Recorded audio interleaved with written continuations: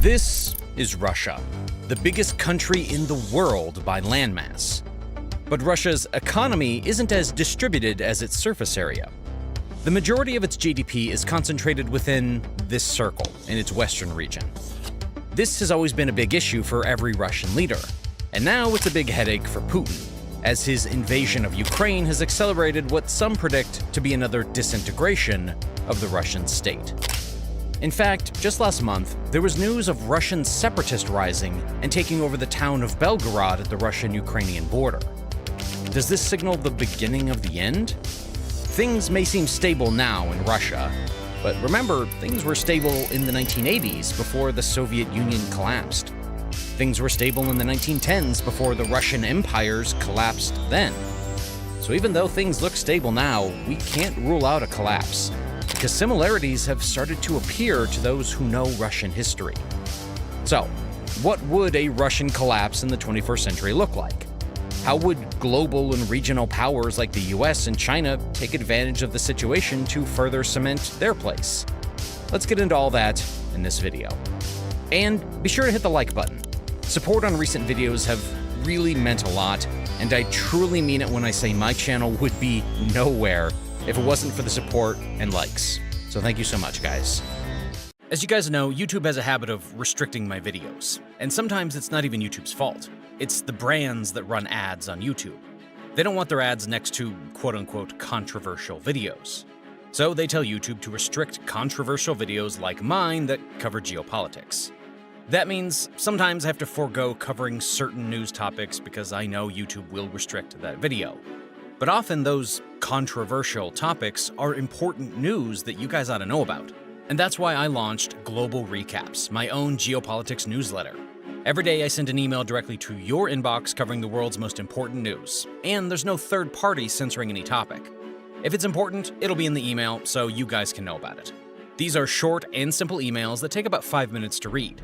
News topics covered in the emails are unbiased, uncensored, and completely free.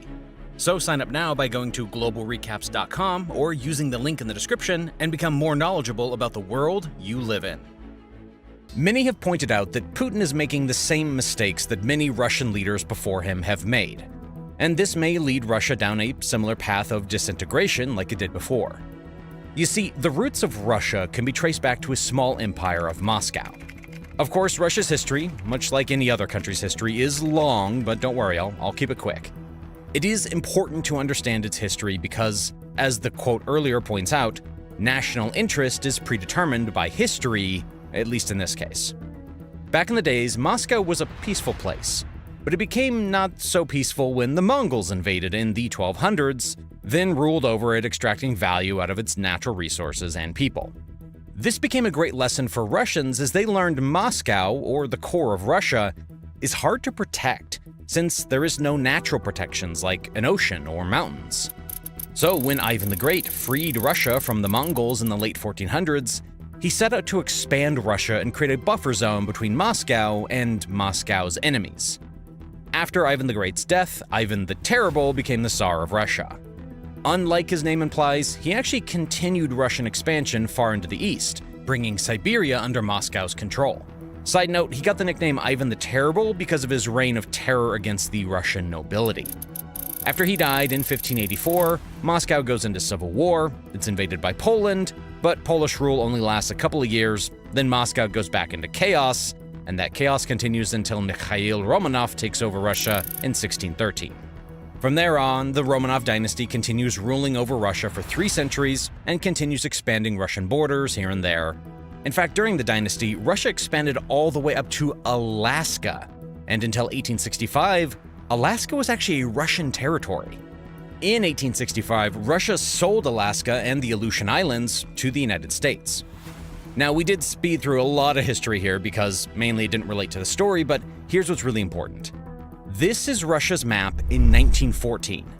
They have expanded a lot, from a small city of Moscow when the Mongols invaded, to this. Now it's a full-on empire. In fact, it's the biggest empire in the world, all in an effort to create a buffer between Moscow and Moscow's enemies. Then, in 1914, Russia decided to enter World War I.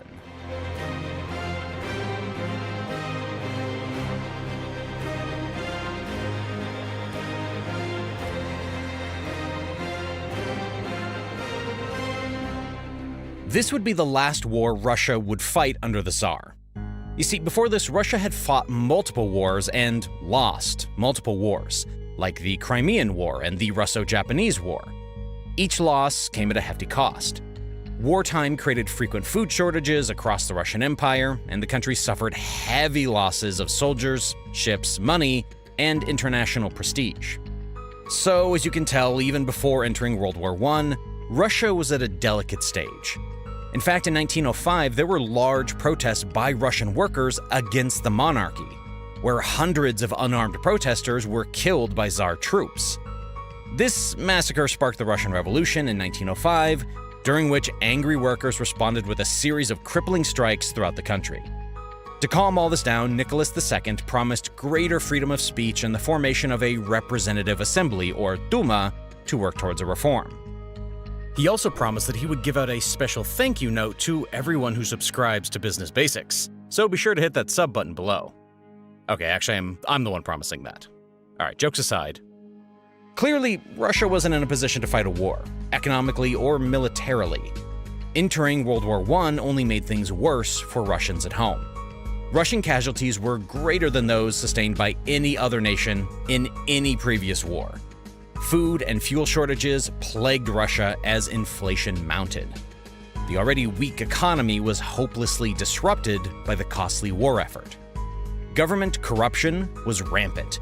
The Russian economy remained backwards, and Nicholas repeatedly dissolved the Duma when it opposed his will.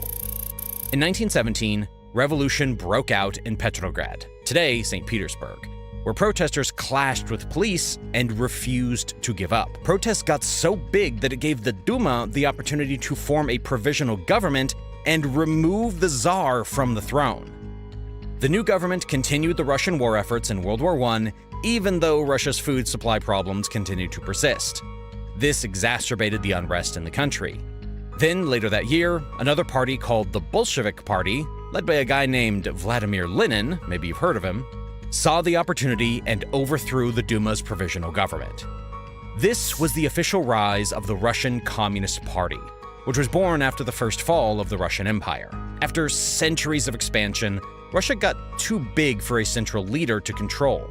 But Russian thirst for expansion didn't stop, and that's what led to this eventual downfall.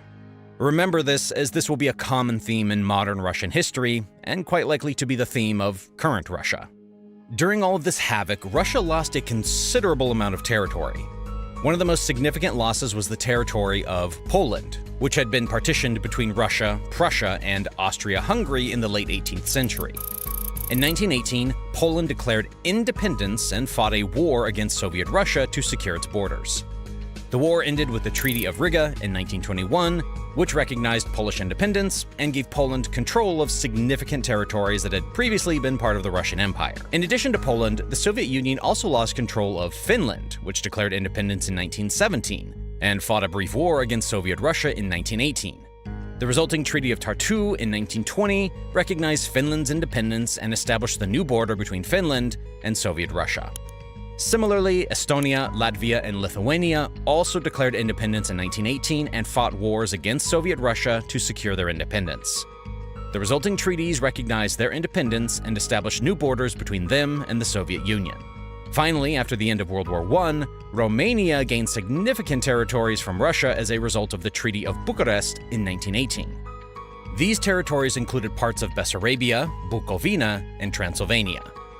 Overall, the loss of these territories was a significant blow to the Soviet Union, which had hoped to maintain control over its former imperial territories. After everything was settled, Russia lost about 30% of its territory. Overall, the loss of these territories was a significant blow to Russia's prestige and power, which eventually led to new leaders taking control at the helm. The loss of territory had several economic consequences for Russia. The territories that Russia lost were rich in natural resources like timber, minerals, and agricultural land, which were important sources of income and exports. Losing access to these resources had a significant impact on the Russian economy, which was already struggling after World War I and the Russian Revolution. The loss of these territories also had an impact on Russia's economic and trade relations with other countries. The newly independent states that emerged from the territories that Russia lost often pursued their own trade policies, which were different than Russia's. This affected Russia's access to markets and goods, as well as its ability to negotiate trade agreements. In addition, the loss of these territories weakened Russia's ability to project power and influence in the region. This made Russia more vulnerable to external threats and challenges, which affected its economic stability and growth. The loss of these territories also had a profound impact on the Russian national identity and psyche, which had been tied to the idea of a powerful and expansive empire. The loss of these territories challenged this identity and contributed to a sense of loss and disillusionment among many Russians. Overall, the loss of territory had a significant impact on the Russian economy and society, which was felt for many years. This economic hardship helped Stalin consolidate power, who came into a leadership position in the late 1920s. After taking control, he implemented a series of policies that aimed to rapidly industrialize the Soviet economy, at any cost. This meant forced collectivization of agriculture and the development of heavy industry. This policy was aimed at transforming the Soviet Union from an agricultural society into an industrial powerhouse, and it led to significant economic growth and modernization. However, the policies of forced collectivization and industrialization also had significant human costs. Millions of people were forcibly relocated to collective farms, and many died in famines and other disasters that were caused by the disruption of traditional agricultural practices. The development of heavy industry was also accompanied by poor working conditions and a lack of regard for worker safety, which led to many accidents and deaths. The Stalinist regime was also characterized by brutal repression of political opposition. Stalin's regime was responsible for the execution of hundreds of thousands of people, and millions more were sent to labor camps or imprisoned in the infamous Gulag system. The Soviet secret police, also known as the NKVD, carried out mass purges of political opponents, intellectuals, and other perceived enemies of the state. The regime also implemented strict censorship and propaganda measures to control the flow of information and maintain its grip on power. Once the economy was growing and dissent at home was under control, Stalin focused on expanding the Soviet Empire once again. Now, this is a mistake I made in a previous video that many of you pointed out. I called the Soviets the good guys in World War II, when in fact this really wasn't the case. Soviets were in fact the aggressors in World War II, just like the Germans. In 1939, Soviets signed a secret pact with Germans, agreeing to not go against the Nazis when they invaded Poland. The agreement also included a protocol dividing Eastern Europe into spheres of influence. Stalin used this pact as an opportunity to go on a conquest of his own. Soon after signing the agreement, the Soviet Union annexed the eastern part of Poland in September of 1939, shortly after Nazi Germany invaded from the west. The Soviet Union also annexed parts of Romania in 1940, following a Soviet ultimatum to the Romanian government. During the Winter War in Finland in 1939 and 1940, the Soviet Union annexed parts of Finnish territory, including the Karelian Isthmus. However, the Soviet Union was unable to achieve its objective of conquering Finland, and the annexation of Finnish territory was widely condemned by the international community. While all of this was happening, Hitler had taken over a big part of Western Europe, and as the war was progressing, he started to see the Soviet Union as a potential target for expansion. So, on June 22, 1941, Germany launched a surprise attack known as Operation Barbarossa against Soviets, which forced Stalin to join the Allies and fight against Germany. After this, the Soviet Union played a key role in defeating Nazi Germany and their allies, and its military forces occupied large portions of Eastern Europe. The Soviet Union established communist governments in many of these occupied countries, which were seen as satellite states of the Soviet Union. These governments were often installed through rigged elections or through the use of force, and they were characterized by political repression, censorship, and the suppression of dissent. The Soviet Union annexed several territories that had been part of Nazi Germany or its allies, including parts of Poland, Czechoslovakia, and East Prussia. The annexation of these territories contributed to the division of Europe into two opposing blocs, the Western democracies and the Soviet-led Warsaw Pact. Now, this new Soviet Union was no different than the history of Russia. If you remember the start of our story, Moscow started as a city and expanded into a union of many different states and regions. Much like the Soviet Union, Russia has always been a union of regions and people that come from different cultures, speak different languages, and share unique beliefs. Now, this makes Russian culture very diverse, but it also makes it very susceptible to a breakaway state when things are not going well. We'll get back to this in just a minute. After World War II, the world went into the Cold War. In a speech, Winston Churchill declared an Iron Curtain has descended across the continent, and the Cold War grows as the Soviets promote revolution in China, Asia, and Middle East. In 1949, the Soviets exploded a nuclear bomb, hastening the nuclear arms race. During the Cold War, the Soviet Union pursued a socialist economic system that emphasized state ownership of the means of production and central planning. The Soviet economy was heavily focused on heavy industry and military spending, with a large portion of resources devoted to the production of weapons and other military equipment. While the Soviet economy grew rapidly in the years immediately following World War II, that all slowed down as productivity slowed down. This was due in part to a lack of investment in new technology and equipment, and the central planning system, which made it difficult to innovate and improve production methods. Much like today's Russia, the Soviet economy was heavily dependent on exports of oil, gas, and other natural resources to earn foreign currency. However, fluctuations in global commodity prices and changes in international demand made it difficult to maintain a stable source of income. The economy was also never able to become diversified because it wasn't a free market. It was centralized decision-making, aka a modified version of a communist system. In this system, the government would set targets for production and allocated resources. This made it a very inefficient economy when it came to serving its citizens. Here's a simplified explanation on why this didn't work. The government would tell workers what they needed to work on. So you would get orders to make a bunch of cereal for the country, but many factories are getting the same orders. That means you aren't producing a lot of bread. But now let's say public taste changes and they want bread instead of cereal. You as a factory owner aren't able to just switch your resources to producing bread because you are required to follow orders from the government.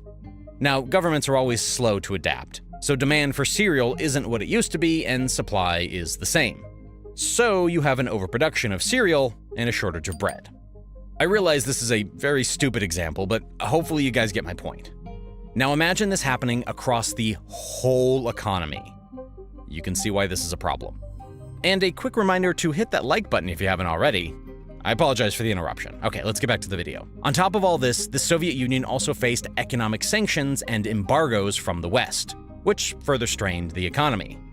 One of the most visible effects of the Soviet Union's economic challenges was the shortage of basic goods, such as food, clothing, and household items. Queues for basic goods were common, and many people had to rely on the black market to obtain essential items. The economic challenges also led to a decline in the quality of life for many of its citizens. Housing conditions were often cramped and inadequate, and public services such as healthcare and education suffered from underfunding and neglect. Despite the Soviet Union's emphasis on equality, many workers had low wages and limited opportunities for advancement.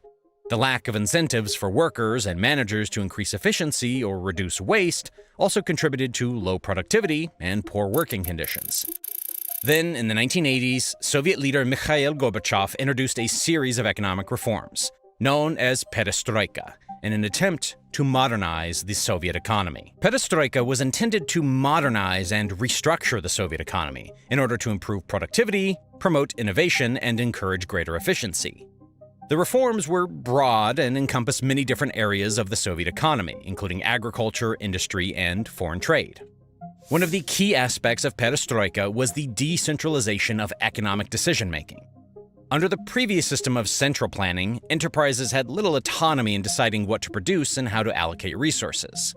Perestroika aimed to give enterprises greater flexibility in those areas, in order to encourage innovation and improve efficiency. Another important aspect of perestroika was the promotion of market-oriented reforms. This included the introduction of limited private enterprise, the development of a stock market, and greater opportunities for foreign investment. The hope was that these reforms would encourage innovation and promote greater efficiency in the Soviet economy. Perestroika also aimed to promote greater openness and transparency in government and economic affairs.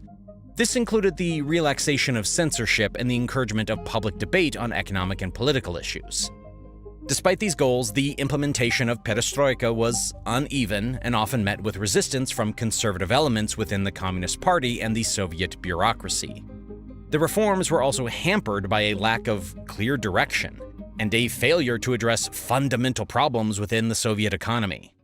While the economy and citizens at home struggled, Russia entered another war in Afghanistan, which many see as a common trend before the fall of a Russian empire.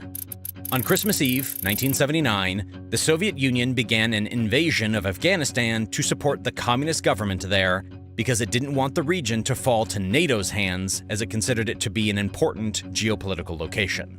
The Afghan war quickly settled down into a stalemate, with more than 100,000 Soviet troops controlling the cities, larger towns, and major garrisons, and the Mujahideen moving with relative freedom through the countryside.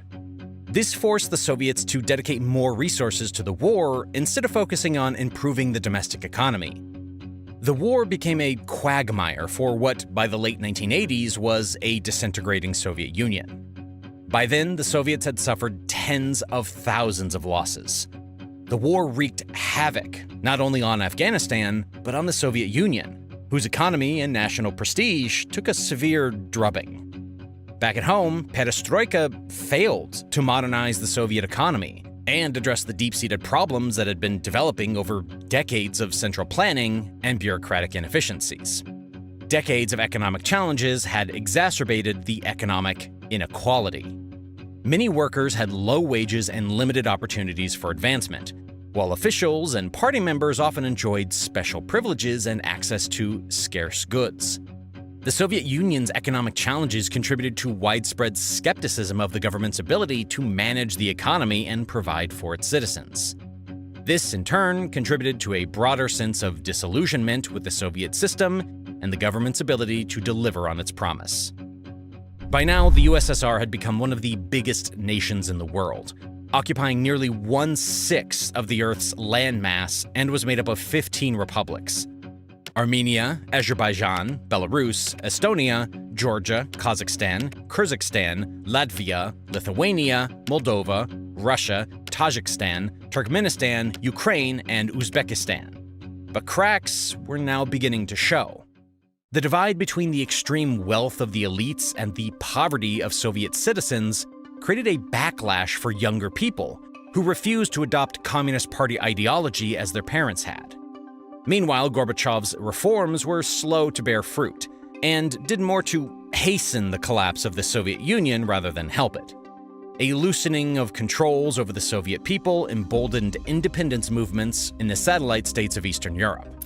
Political revolutions in Poland in 1989 sparked other, mostly peaceful revolutions across Eastern European states and led to the toppling of the Berlin Wall. An unsuccessful coup by Communist Party hardliners in August 1991 sealed the Soviet Union's fate by diminishing Gorbachev's power and propelling democratic forces, led by Boris Yeltsin, to the forefront of Russian politics. On December 25th, Gorbachev resigned as the leader of the USSR. The Soviet Union ceased to exist on December 31st, 1991. All 15 republics we talked about earlier became independent states. The Soviets also lost control of territories it controlled in Finland, Poland, and Romania. Collapse also led to a sharp decline in industrial output and a rise in unemployment.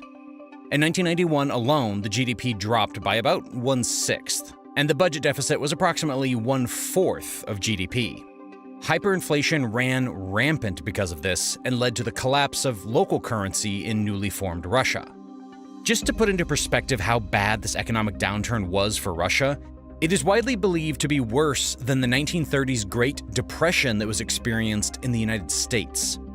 While all this was happening, Chechnya tried to gain independence from Russia, where Putin used brutal tactics to kill the revolution.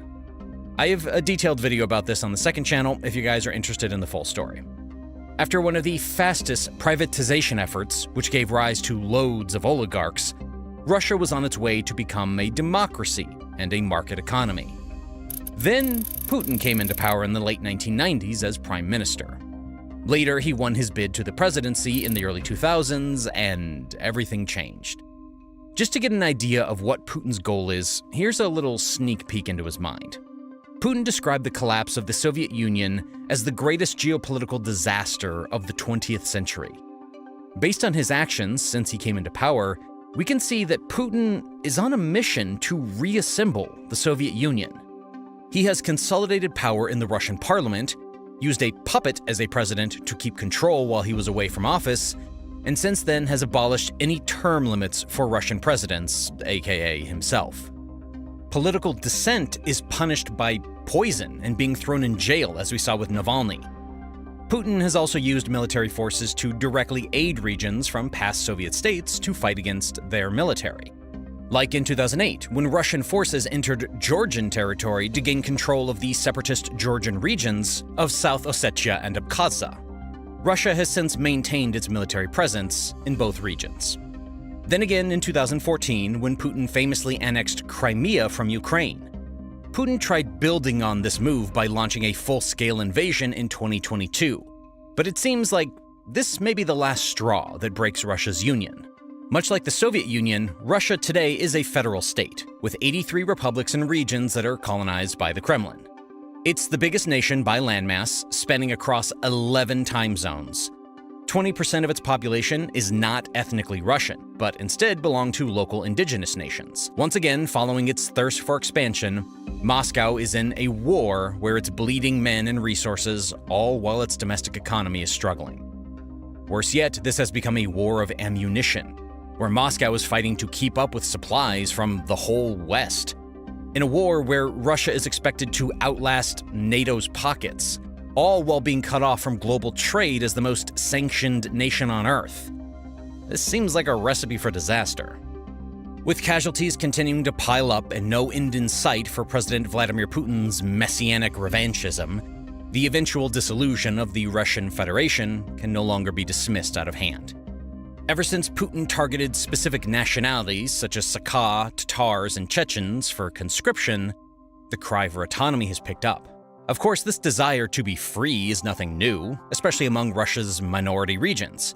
Previously, the Kremlin was always able to snuff out extremists who could pose a problem, but this time the desire may be different. Kremlin resources are running thin, and Western governments are more willing than ever to fight Russia against its brutality. Russia has a long history of leaders employing a mix of carrots and sticks to keep the country's far-flung regions united. Tsars granted cultural autonomy to some conquered nations, while they violently forced assimilation on others. The Soviet regime followed that same playbook, sometimes celebrating national identities, sometimes deporting and punishing peoples deemed unfaithful to the Soviet project. Under Putin's rule, growing socioeconomic disparities between residents in rich metropolitan centers and those in poorer provincial regions have generated tensions. The war in Ukraine could increase calls for greater autonomy from Moscow. The military mobilization in September has generated a backlash in areas with large populations of ethnic minorities, whose conscriptions have already suffered high casualty rates. Even though few may want Russia's dissolution today, it's not difficult to imagine a scenario where growing political, economic, and social instability will, at some point, compel Russia's constituent units to seek safety and independence. If Russia somehow withdraws from a war in a manner that hurts its prestige, it could set off a chain reaction much like it did in 1989 when it withdrew from Afghanistan. This will evoke opposition to Putin's policies and propel a revolution to replace him. That's why the Kremlin is fearful of even the slightest public unrest. Public protests can quickly spiral into a major event, especially during an economic downturn caused by Putin's war. If protests become too big, local politicians will quickly realize that supporting Putin may not be in their best interest. This will present a big problem for Putin, as in remote regions, local leaders have much more favorable public support than Putin does.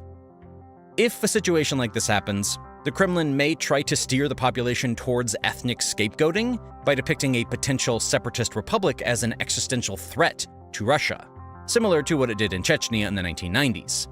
Even with all these possibilities, Putin's biggest threat lies right now next to him in Moscow. Russia's political stability revolves around the elites supporting Putin. During times of uncertainty, power struggles could erupt between rival elites and oligarchs. These conflicts can burst into the open, adding fuel to the unrest around the country. As of the writing of the script, the Wagner Group leader, Yevgeny Prigozhin, posted a poll in his Telegram channel asking his supporters if they would vote for him as president against Putin. As this shows, elitist loyalty towards Putin is not based on ideology, but on economic and political benefits. If elites feel that Putin can't deliver that anymore, they will be quick to turn on him. The failed war with Ukraine, which has revealed the weakness of Putin and his state, could very well be the spark that ignites the frayed timbers of Russian institutions. Of course, sparks are unpredictable, and Russia could weather the current crisis and survive in its present form, whether under Putin or a successor. But even if it does, it will be severely weakened as a state, and all the structural tensions will remain. Putin may even suspect this. In his 2023 New Year's address, he invoked the war's potential threat to Russian independence, something he has not said before. If Russia were to collapse, the biggest issue to arise would be how its nuclear arsenal is handled. This will be a huge point for all countries, including those in the EU, the USA, and China, because no one wants Russia's nuclear weapons to fall into dangerous hands. Considering this point, it's fair to say that no country really wants Russia to collapse, but it's easy to forget that the USA and the West had very little to do with the USSR's collapse. Bigger structural forces were the reason behind the USSR's collapse, and they could be the reason behind Russia's future collapse. No one knows what will happen to the nuclear arsenal, but everyone will try to make sure it doesn't lead to a world-ending event. But there are definitely other points where superpowers will disagree. China is heavily dependent on imported energy to fuel its rapid economic growth, and Russia has become an increasingly important supplier of oil and natural gas to China in these recent years. In 2020, Russia was China's largest supplier of crude oil, accounting for around 15% of China's total crude oil imports, and also supplied around 12% of China's natural gas imports. If Russia were to collapse, it could disrupt the flow of oil and natural gas to China, potentially leading to shortages and higher prices. This could have significant economic implications for China, as well as for global energy markets. China would seek to increase its influence in the region and fill the power vacuum left by Russia's collapse. China has been expanding its economic and political influence in Central Asia and other neighboring regions, and a collapse of Russia could create opportunities for China to bolster its position in the region. China may also be concerned about the potential for instability and conflict in the region following the collapse of Russia. China is already facing challenges in its western Xinjiang region, where there have been separatist movements and ethnic tensions, and a collapse of Russia could exacerbate these issues. Additionally, China may be concerned about the potential for a flood of refugees or an increase in transnational crime and terrorism in the region. China would also be very wary of the USA's actions in the region following a collapse, and would probably look to counter them. The United States would likely react to a collapse of Russia in a number of different ways, depending on the specific circumstances surrounding such an event. One possible scenario is that the United States would seek to increase its influence in the region and fill the power vacuum left by Russia's collapse. The United States has long been interested in promoting democracy and human rights in Russia, and a collapse of the Russian government could provide an opportunity for the United States to push for greater political and economic reforms in the country. On the other hand, the United States may also be concerned about the potential for instability and conflict in the region following a collapse of Russia. A power vacuum in Russia could lead to increased competition among other countries, such as China and European powers, for influence in the region. This could potentially lead to increased tensions and conflict, which could threaten the US interests in the region. European countries have significant economic ties with Russia, particularly in the areas of energy and trade. A collapse of Russia could disrupt the economic ties and potentially lead to economic losses for European countries. Additionally, European countries may be concerned about the potential for instability and conflict in the region, particularly if there were a breakdown in law and order or a mass exodus of refugees. I'm sure every country is following the war closely, and if 1989 was any lesson, many superpowers are preparing their response to all possible scenarios. This took an insane amount of effort, so please be sure to hit the like button. It helps me out a lot. Thank you. If you're someone who's missing out on the latest news on this war and, in fact, any geopolitics, then I would have to say that that's on you. because I recently launched Global Recaps, a geopolitics newsletter that I send directly to your inbox covering the most important world news of the day. It's simple, takes only 5 minutes to read, and best of all, it's completely free. So sign up now using the link in the description and never miss out on any news. This is China, and these are the neighbors China has, or had, border issues with in recent history. Yes, it's a lot.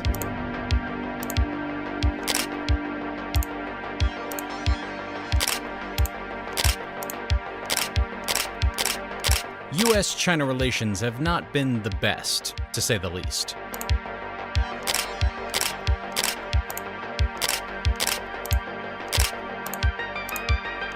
China is the biggest threat to America's throne as an economic superpower, and America is the biggest threat to China's authoritarian regime.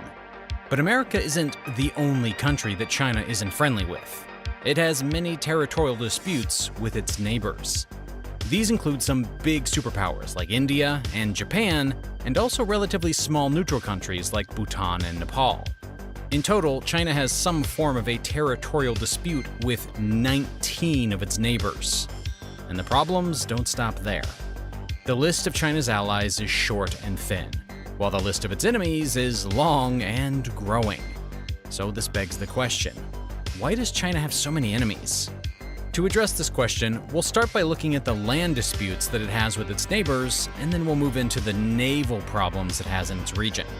In addressing these problems, maybe we'll have the clarity to understand the modern motivations of the country in picking so many fights on so many fronts. Also, please be sure to hit that like button. Our recent videos have been getting suppressed by YouTube, and so your likes help out a lot in terms of the YouTube algorithm.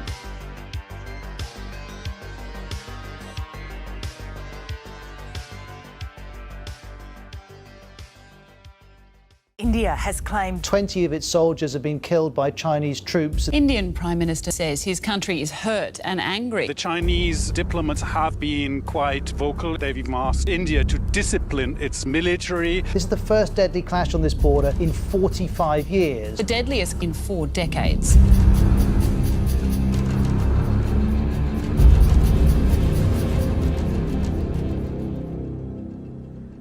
The first nation on our list is a unique one because, well, China has beef with a country that considers cows sacred. We cannot talk about land disputes that China has with its neighbors without first mentioning India. India has been one of China's biggest pains for decades. As India grows, exerting more influence on the global stage, so too does its rivalry with China. A huge part of this rivalry comes from China's ongoing disagreement with India over its land border in the Himalayas. Basically, the India-China border can be broken down into 2 major contested sectors. The first is this western sector that comprises the CHİ region. This region was originally part of the state of Jammu, and Kashmir is claimed by China as part of its autonomous Xinjiang region. After the 1962 war, when China defeated India, the land was administered by China. It is the second largest Indo-China border area, covering over 38,000 square kilometers. However, it's all uninhabited land. While India claims the entire CHÍ territory as well as the Shaksgam Valley, which was Indian territory gifted to China by Pakistan, China contests Indian control over Daulat Beg Oldi, a tehsil in Leh, south of CHÍ, that is believed to host the world's highest airstrip. Another area of contention is this eastern sector that comprises the Arunachal Pradesh region. China claims this land to be its own, and it is the largest disputed area, covering around 90,000 square kilometers. It was formerly called Far East Frontier Agency. During the 1962 war, the People's Liberation Army occupied it, but they announced a unilateral ceasefire and withdrew, respecting the international boundary, also called the McMahon Line. However, they have continued to assert their claim over the territory. Nowadays, almost the whole of Arunachal is claimed by China, much to the bitterness of India. What makes all this contested borderland tricky is that the land has rivers, lakes, and snowcaps along the frontier, meaning that the line can shift, which causes further tension between India and China.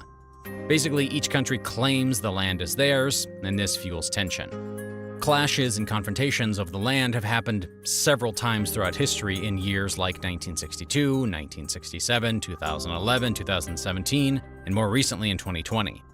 As the two nations continue to build infrastructure along the border in competition, for example, India's construction of a new road to a high-altitude airbase, severe confrontations occur between the patrolling troops on their side. The last altercation in 2020 was particularly significant because it was the first time in very modern history that deaths occurred over the border dispute. Indian media reported that at least 20 Indian soldiers had been ambushed and killed by over 300 Chinese soldiers. It was reported that they were clubbed to death by bats that had metal spikes, barbed wire, and nails. An Indian army officer said, "Even unarmed men who fled to the hillside were hunted down and killed." More skirmishes have occurred in the area, with some reports involving gunfire, although no gun casualties have been reported. The prospect of all-out war remains a possibility, and with tensions already high, little is needed to trigger it. Thus far, the two countries have fought only one war, in 1962, when India suffered a humiliating defeat, and China seems to be convinced of its maintained superiority over India. However, now a war would be devastating, as both sides are established nuclear powers. As you all know, no one wins in a nuclear war. In addition to that, the economic fallout would be massive, as China remains one of India's biggest trading partners despite the conflicts. One thing is certain, neither Indian Prime Minister Modi nor Chinese President Xi Jinping will admit defeat and cede this borderland. And until that happens, tensions are bound to remain high, and the prospect of war remains high with it.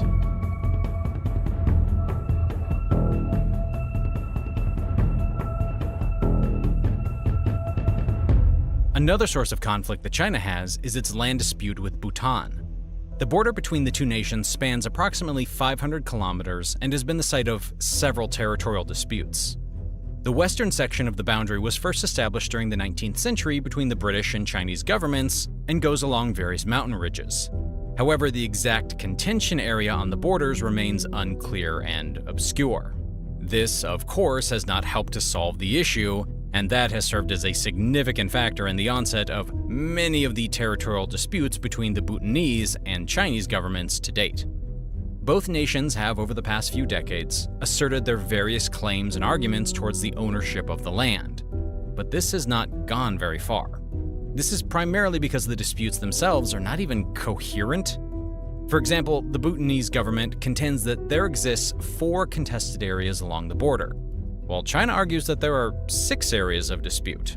Over the years, tensions surrounding the borders have risen, with the dispute over the Dak Lam region escalating into a standoff between Chinese and Indian forces in 2017.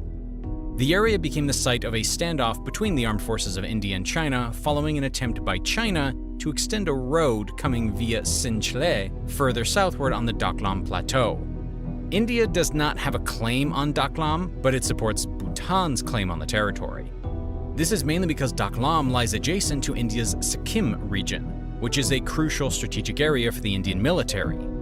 Continued Chinese encroachment into Dak Lam prompted the Indian government to respond with the deployment of troops near the disputed area. Diplomatic efforts have de-escalated the situation, but it's still a very hot topic. With India supporting Bhutan's land claims, this creates a lot of tension in the area. Tensions that can easily turn into armed conflict. This is an outcome that no one wants, but the Chinese Communist Party, along with President Xi Jinping, is not willing to move a single inch. One can only wonder what the diplomatic talks that have been ongoing since the 1980s will achieve in ending this decades-long dispute. Talk about overcooked beef. It is targeting the Tibetans. The territory has been closed and controlled by Beijing. China's state media often comments on Tibet, pointing out that it has always been part of China long before Hawaii became part of the United States. And that the Dalai Lama Has long been a thorn in the flesh of the Chinese government. the spiritual leader of Tibetan Buddhism who fled Tibet in 1959. Beijing openly calls him a jackal in monk's robes. These 50 years have brought untold suffering and destruction to the land and people of Tibet. Today, religion, culture, language, and identity are nearing extinction. In short, the Tibetan people are regarded as criminals deserving to be put to death. However, the fact that the Tibet issue is alive and the international community is taking a growing interest in it is indeed an achievement. I have no doubt that the justice of Tibet's cause will prevail if we continue to tread the path of truth and nonviolence. These are the heartbreaking words of the 14th Dalai Lama, said back in 2009. Of the many land disputes that China has as it continues to make several enemy states, this is perhaps the saddest and most egregious. Unlike the other disputes, we've talked about various sections of borderland. With Tibet, the whole country has been illegally annexed. Back in 1950, China enforced a long-held claim on the Himalayan country and incorporated it into its own territory forcefully. The Tibetans tried to resist, launching an unsuccessful uprising in 1959 that resulted in Tibet's spiritual leader, the Dalai Lama, fleeing to India where he set up a government in exile. He resides there to this day. To this day, Tibetans say theirs was an independent society and they were never a part of China, while the Chinese say Tibet had always been a part of China. They have been illegally occupying the land for several decades now, in a move that has been condemned by several countries, including the United States. In advocating for Tibetan rights, U.S. Texas Representative Michael McCall has been on record saying, "The Chinese Communist Party's invasion of Tibet in 1950 and its repression of Tibetans ever since set the stage for the CCP's ongoing territorial aggression and human rights atrocities. Their attempts to steal people's freedoms and rewrite history continue to threaten American values and our national security interests today."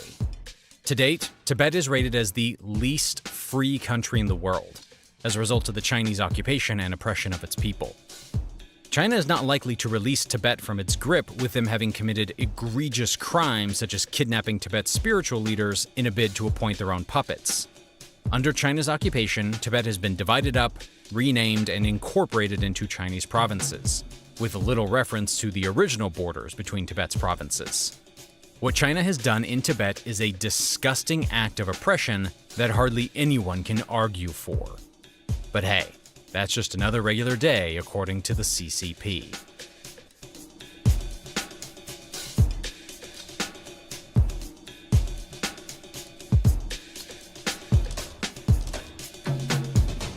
Despite the severity of the issues we've discussed, China has no shortage of problems with its other smaller country neighbors. China has long had disputes with Nepal, its neighbor, over claims that parts of Nepal are Tibet. This has escalated in recent years, with China annexing Rui village in Nepal, claiming it as part of Tibet. Further reports suggest that China keeps encroaching on Nepal's territory. Laos is another victim of China's aggressive expansionist policy, as the communist country also alleges that it owns large parts of Laos on historical precedent dating back to the Yuan dynasty. These claims make China aggressive, and because of its might, it threatens to push around Laos to get what it wants. Mongolia is yet another victim of China's border disputes. As much as the Mongolian government has not been involved, Inner Mongolia, an autonomous region within Mongolia, has also been involved in territorial disputes with China. The last border flare-up between the two regions was as recent as 2015. This dispute is not nationalized and is regarded more as internal affairs between regions, but knowing the CCP, their fingerprints are all over that. Possibly the last land border dispute we'll discuss is the Myanmar one. The two countries share a 2,185-kilometer-long border based on a 1960 agreement. However, in 2020, Myanmar began to accuse China of creating trouble on the border and instigating terror groups. This is a scary accusation to level, and one can only wonder how far deep the scheming of the CCP in taking land over from Myanmar will go. China's aggressive expansionist policies aren't just land disputes, but naval ones too. In the South China Sea, South China Sea, the hotly contested body of water. The 9-dash line delimits the ownership Of the islands of the South China Sea are China's inherent territory. China has conflicting territorial relations with borders of these South China Sea countries like Vietnam, the Philippines, Indonesia. Chinese vessels are fanning out across waters. Japanese media has also reported that Chinese Coast Guard ships entered the country's territorial waters for a second day in a row.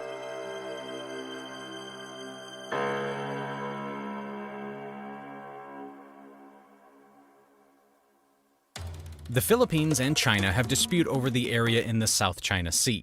In particular, the two countries are sparring over the Scarborough Reef and the Spratly Islands. While China has offered to negotiate, the Philippines has said these territories are non-negotiable and have always been a part of their country. The problem comes in that basically China has claimed the entirety of the South China Sea, which overlaps with the West Philippine Sea. The issue got heated to the point that the Philippines took China to court and scored a victory against them in the Permanent Court of Arbitration in The Hague, the Netherlands, in 2016. The arbitration court declared Beijing's claim over nearly the entire South China Sea as illegal. However, in typical CCP fashion, China refused to recognize the 2016 arbitral ruling. The United States has openly come out backing the Philippines in this, with the U.S. Embassy in Manila last year releasing a statement saying, "We stand with the Philippines, our oldest treaty ally in Asia." The U.S. Embassy also accused China of using maritime militia to intimidate, provoke, and threaten other nations, which undermines peace and security in the region. In November of last year, Chinese vessels had blocked and used water cannons on two Philippine supply boats that were heading to a disputed shoal occupied by Filipino Marines in the South China Sea. The hostility, which triggered an angry protest from Manila, was the latest flare-up in the South China Sea, with China claiming virtually the entire waterway. The truth is that Manila is facing a deadlock in a dispute that it cannot resolve alone. And while an armed conflict directly involving the Philippines is unlikely, there remains a growing potential for incidents at sea to escalate. And if China is allowed to take what it wants, who knows how far that entitlement will go.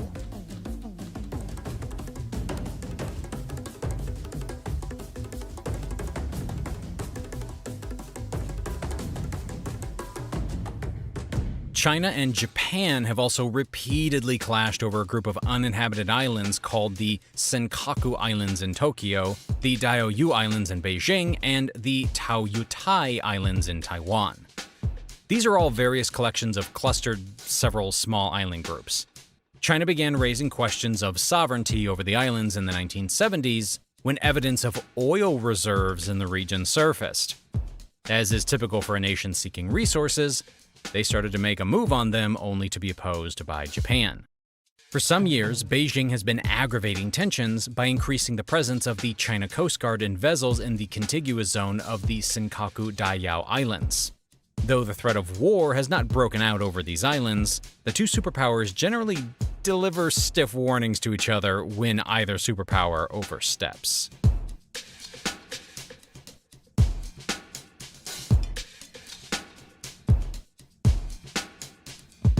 And to add to the list of its enemies, China has Vietnam as well.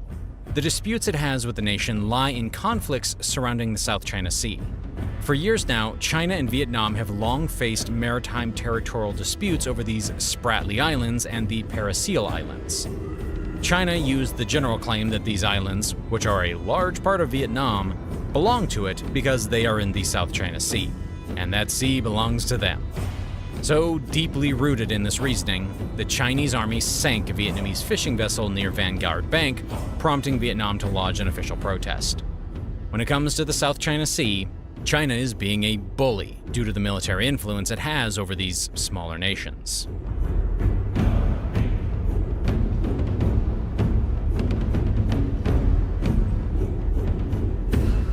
Malaysia and China have been fighting primarily over the Spratly Islands. In April of 2020, Chinese maritime militia vessels started shadowing West Capella, a Malaysian drill ship conducting exploration activities off the country's coast. When China dismissed Malaysia's objections, US and Australian warships entered the disputed waters. The Chinese vessels eventually left the sea. The claim that the South China Sea and all of its islands are China's is what is fueling all these conflicts in that region. In 2019, Malaysia summoned China's ambassador after 16 military aircraft flew over disputed waters off its eastern state of Sarawak. Malaysia's foreign ministry said at the time that the maneuver was a serious threat to national sovereignty. China's brazenness has not gone unnoticed. Over the last decade, Beijing has adopted an increasingly assertive posture towards Malaysia's territory in the South China Sea. Dating back to 2013, even a Chinese Coast Guard ship has been stationed near Lukonia Breakers, an area about 80 nautical miles south of Sarawak. If this does not scream intimidation, I don't really know what does. And due to China's reasoning adopted for convenience in the South China Sea, the communist nation has several other strained relations with countries in the region. These include Indonesia, North Korea, and Brunei. The reasoning is much like the countries mentioned. In trying to dominate and protect its military interests in the South China Sea, the CCP has only served to create enemies for itself, enemies who have allied with the US government, China's rival. The very fear that drove them to expansionist policies have been realized primarily because of those same policies. Quite the irony, if I do say so myself. One major border dispute that I did not talk about in this video was the Taiwan one.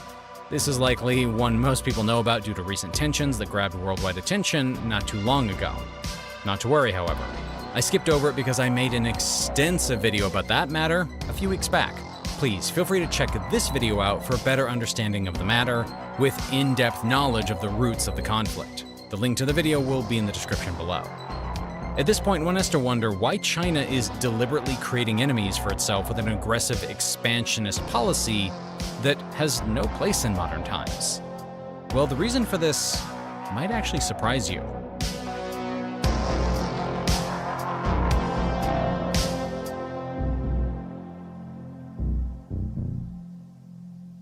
As evidenced by the several conflicts that China has started, or at the very least is continuing on several fronts, one can see that the communist nation has taken the role of the aggressor. China has assumed the role of an aggressive, autocratic superpower that has little respect for the rules-based international order. It has amassed enough economic, military, and soft power to impose a new geopolitical and geoeconomic order where its interests will be eternally paramount. Accordingly, China has set about creating a new space for itself by trampling on the interests of other nations. Just like in these border disputes, China has little regard for other nations, just their own interests. To be frank, China uses its economic prowess, the world's second largest, as a weapon to secure its political objectives and bully countries that criticize its policies. I believe that this overshowing of dominance is an overcompensation technique. On the ground, China has so many internal issues that are rocking it from the inside. Some have been going on for years, like the COVID-19 pandemic mismanagement, and some have heightened in the past years and months, like the real estate and economic crisis that's facing the nation. On top of that, China has food and water crisis, and all this just adds to civil unrest. All these problems have resulted in the CCP receiving a lot of criticism from its own citizens. To maintain stability at home, the CCP, through targeted propaganda, tries to unite the nation behind a rallying outside enemy or cause. This has resulted in its overly aggressive foreign expansionist policy. Of course, this is not the only reason for China's actions. Its desperation to secure the oil present in the South China Sea plays a role in it too, but I believe the distraction all this provides is probably the main motivator. To divert attention from all of these internal issues, China is creating trouble along its borders, be it on the LAC with India or other countries in the South China Sea. If nothing else, the CCP and President Xi are conniving and would rather watch the regions burn than give up political power. It is this hunger for power and control that has resulted in China's aggressiveness towards most of its neighbors in the region. If left unchecked, who knows how far the CCP will take this? I leave you with a question, and you can comment with your responses below. As the world's leading superpower, and potentially the only country that might dwarf China's own, do you believe the US should step in as an ally and protect these other countries whose territory China is encroaching on? If you think they should, comment why. And if you think they shouldn't, well, comment why not. This is Asia. The continent has a big problem on its hands. Water security is emerging as an increasingly vital issue for the region. This is with good reason, given that Asia is currently facing a major water crisis. And by major, I mean major. a record-breaking drought, the longest and most severe drought in recent history. Millions in Syria and Iraq are facing water shortages. Activists warn that the situation is likely to worsen due to a lack of water resource management. India, China, Nepal, Bangladesh and Pakistan alone account for nearly half the world's total groundwater use, sparking the region's worst water crisis in years. The water challenges plaguing the region are so severe and so intense that many believe that lack of water, yes, water, if unsolved, will lead to the collapse of Asia as a region. Such sentiments make this headline on the United Nations Asian website ring that much deeper. Okay, no more brooding. Let's get to the facts. What is the Asian water crisis, and what's causing it? Naturally, we'll also explore the potential ways this crisis can be resolved, if at all, and the ramifications that it holds. This is going to be an interesting and thorough analysis, so hang on tight. Also, a quick reminder to hit that like button. My recent videos have been getting restricted by YouTube. I assume they are also heavily reported by CCP's bot army, so your support really helps me out tremendously in terms of the algorithm. To begin with, the Asian water crisis is exactly what it sounds like: a shortage of water in the Asian region. Asian countries like Afghanistan, Bangladesh, Bhutan, China, India, and Nepal are in positions where the lack of water is posing a real risk to their economies. Right about now, I can hear some of you groaning in disagreement. I bet you're thinking, but Asia has some of the biggest rivers and water bodies. There's no way they can be lacking water. Well, you're right, but then you're also wrong. Confusing? Let me explain. In as much as bodies of water may exist, not all of that water is usable by humans. I'm pretty sure you've heard of sailors dying of thirst whilst out at sea. The seawater is there, but it's not usable. Humans need fresh, clean water. And therein lies the problem. Much like the limited supply of fresh water that sailors can have on a ship, the world's freshwater supply is limited too. You can run out of fresh water, as is the case in many countries right now. You know the vast bodies of water, the seas and oceans that you automatically think of when the word water comes to mind? Well, those cover about 97.5% of the world's water. And well, they're unusable for most things. That leaves the Earth with about 2.5% of the world's water to share. But hey, there's more to that story. Of the 2.5% fresh water, roughly 99% is either trapped in glaciers and ice caps, held as soil moisture, or located in water tables too deep to access. Where does that leave us? Well, with only about 1% of the world's total freshwater supply, a supply that is meant to be consumed by humans and animals. You see, I say all this to highlight just how little fresh water actually exists. And in a minute, you'll see how this ties in with Asia. Now, when looking at fresh water and its global consumption, we need to first explore two concepts: water availability and water access. Defining these terms will show us where Asia is struggling. Okay, so water availability refers to the physical presence of adequate water supplies. It's quite literal, you don't need to fry your brains here. Water access, on the other hand, refers to the ability of people within a particular country or region to actually receive or gain access to clean, fresh water. Again, water access is quite literal. These two concepts are the crucial pillars to which we will examine the water crisis in Asia. You see, water availability may be more dependent on physical or environmental factors. Here, we're talking about things like the geography of a particular country, or something like climate change. With water access, it's different. Access may be more dependent on social or political factors. Here I'm referring to how much of a country's agricultural sector is dependent on irrigation, or how effective a country's municipal water supply is. So when we ask the question, are we facing a water crisis? We should actually be framing the question to reflect the problem of availability versus the problem of access. Is the problem water availability in the region, or is it water access? Is Asia simply not receiving enough rainfall? Or is fresh water simply not accessible due to certain practices? Answering these two pillars will help us identify the challenges and ponder the ways that the Asian water crisis can be rectified, or at least bettered. So let's go deep and analyze the first pillar, the availability of water. When you look at Asia as a whole, you'll find that water shortages have become major factors in the economic and social stability of various countries. No two countries better exemplify this concept than China and India. Though China is blessed with numerous freshwater resources, the challenge they face lies in the distribution of these water resources.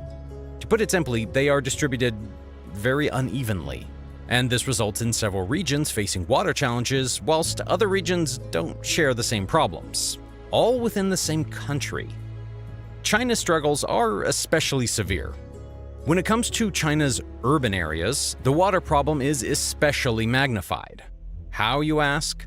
Well, of the country's 640 major cities, more than 300 face water shortages. These are urban cities facing water shortages. I don't need to tell you the consequences that this can have on health and societal practices. As for the regions and cities that do currently have water, well, that might not be the case for much longer.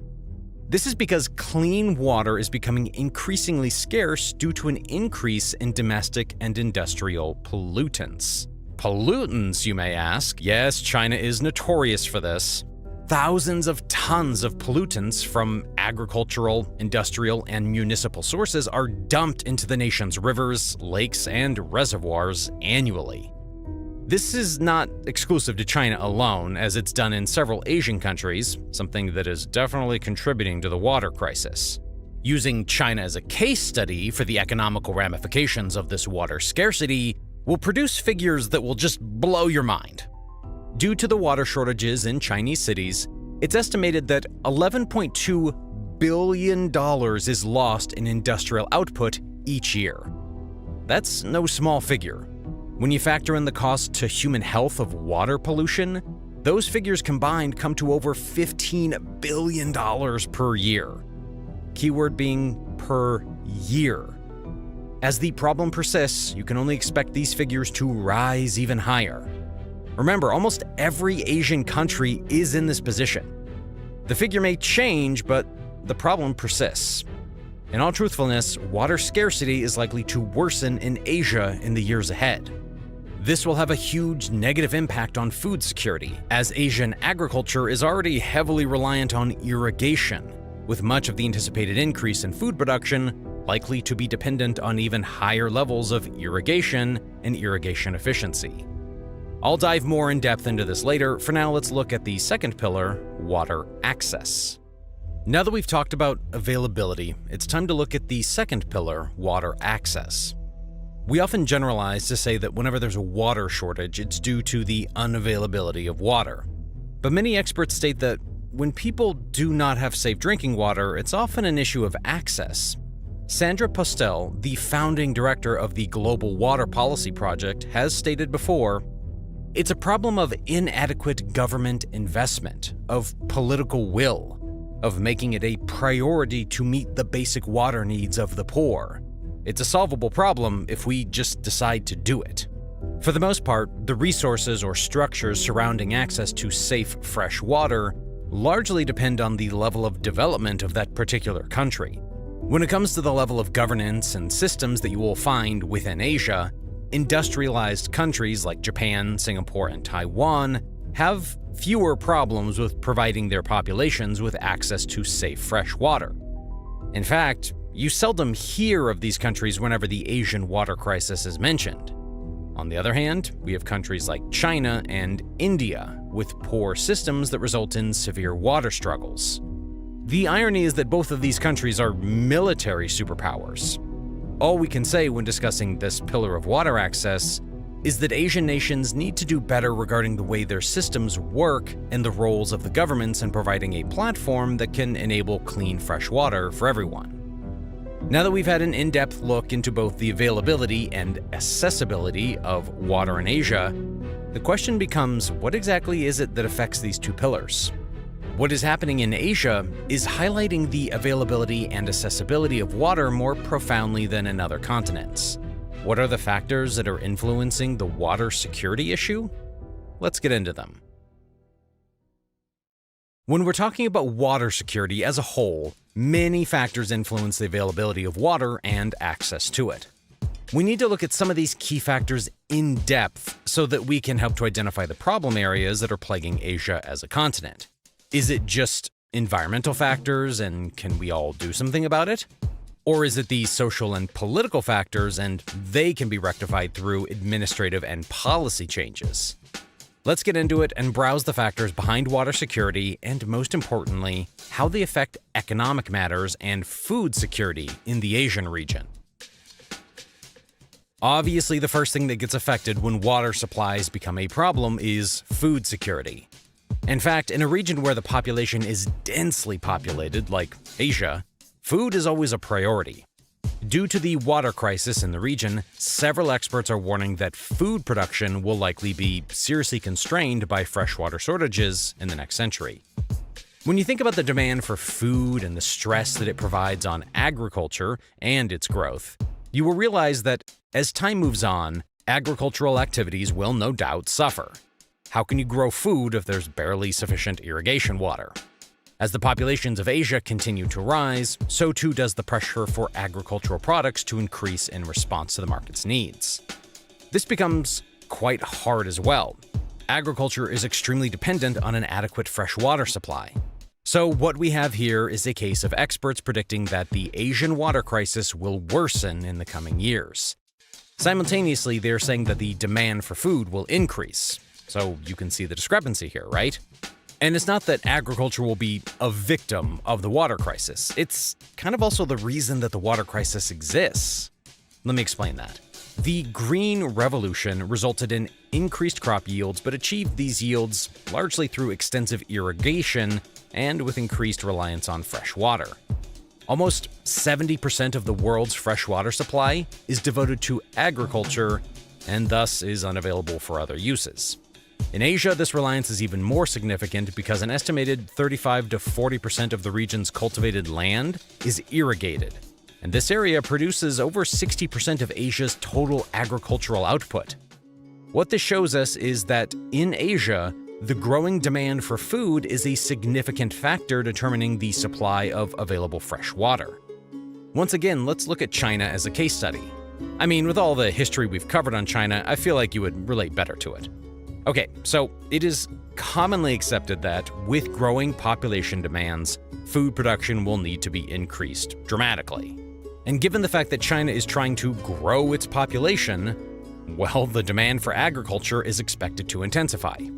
To meet the anticipated demand, 70% of the additional food supply in China during the next 25 to 30 years is expected to come from irrigated lands. The problem, however, is that irrigation is expensive, mainly because, well, it's not the most efficient of methods. About half of the water that is used for irrigation is lost to seepage and evaporation. Given that Asian countries like China, Indonesia, India, Korea, Pakistan, and Sri Lanka have above 30% of their total cropland under irrigation, well, this becomes a big problem. This is land that will require fresh water to sustain it, however inefficiently. All this makes the available water for direct human use significantly less. It is a ticking time bomb.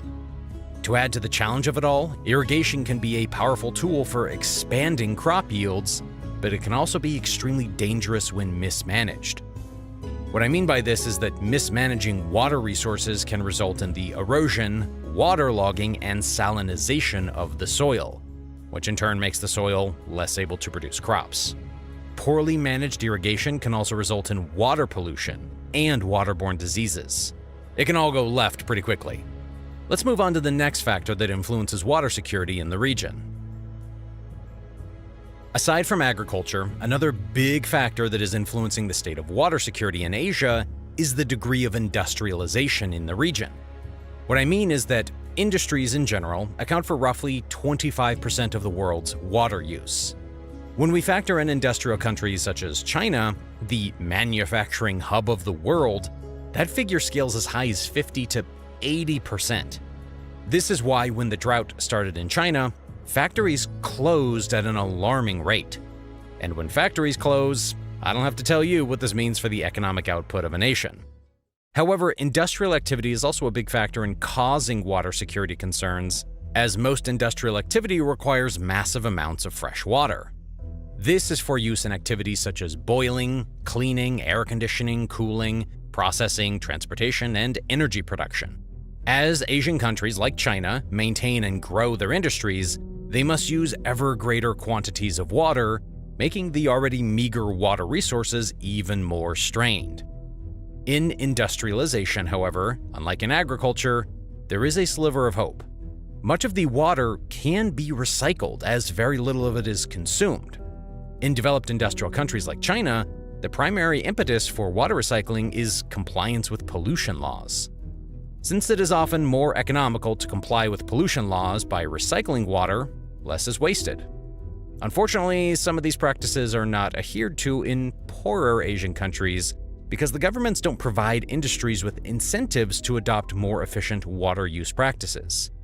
Consequently, although the amount of water being used for industrial purposes is decreasing in the developed world, it's actually increasing in poorer countries. This further strains freshwater resources in countries already facing rapid urbanization. That is a big part of Asia's problem right now.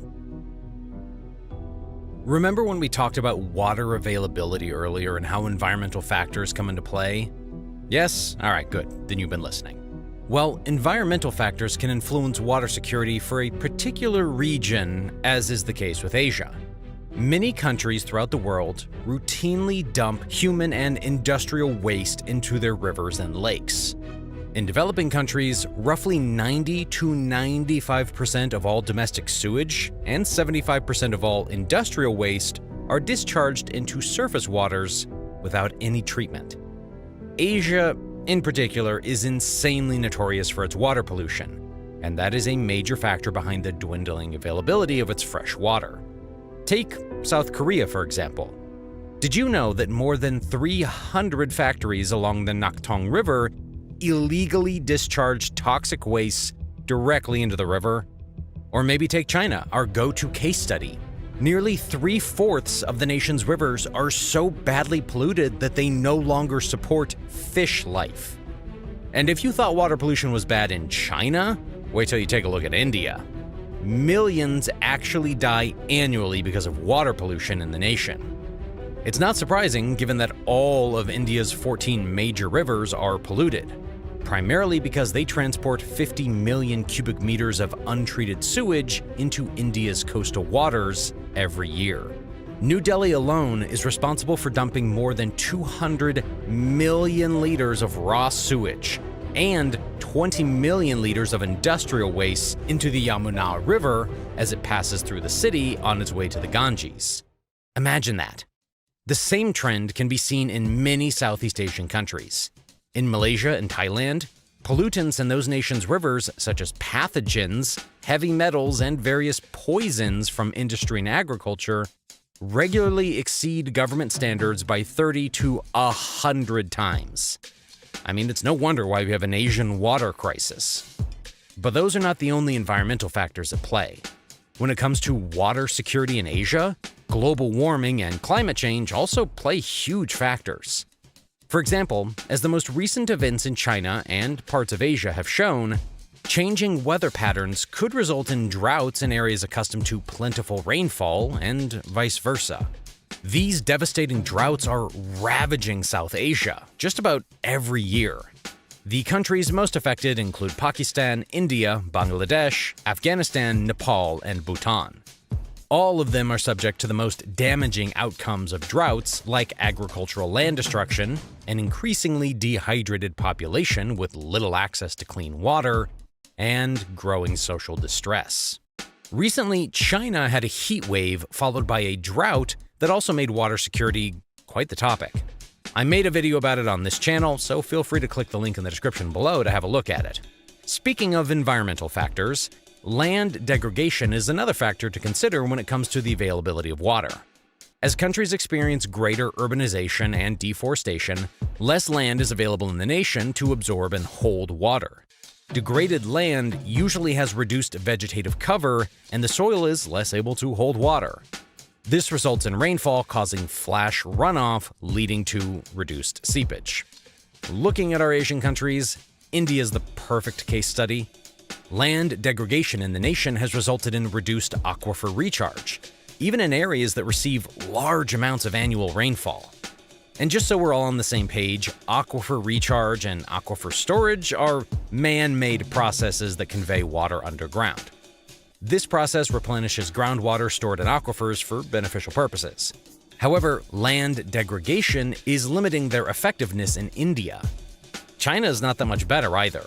The water tables in Beijing, beneath the city, are dropping by a rate of roughly 1 to 2 meters a year. To add to this, over 30% of all the city's wells have already been reported to have dried up. I know we've talked about a few things under environmental factors, but there's still one more thing to discuss. It's closely linked to land degradation, and that is deforestation. Deforestation is rife in Asia, with the continent losing its forest cover to shrinking by 1% a year. According to Earth.org, Southeast Asia has lost more than half of its original forest cover, causing what some experts to argue to be one of the most severe biodiversity loss crises. These experts warn over 40% of the region's biodiversity will be extinct or completely disappear by 2100, should current deforestation activity continue. And as much as 2100 sounds far, time moves pretty quickly. I mean, it's just a few decades from now. Looking at another Asian nation, the forests of Indonesia are shrinking at a rate of between 600,000 and 1.3 million hectares per year. This is a consequence of illegal logging and the conversion of forests into large-scale commercial agricultural and timber plantations. Let's look at Cambodia next. In the late 1960s, forests covered over 70% of the country, but now only about half are still in existence. They aren't the only Asian countries to exhibit this either. Similarly, trends can be seen in Thailand, where between 1961 and 1988, forest cover shrank from 55% of the country's land area to 28%. So yes, understand that deforestation is a major factor in water security. The fact is, if trees are removed, it can create a cycle of flooding and drought that results in extreme soil erosion and, in most extreme cases, desertification.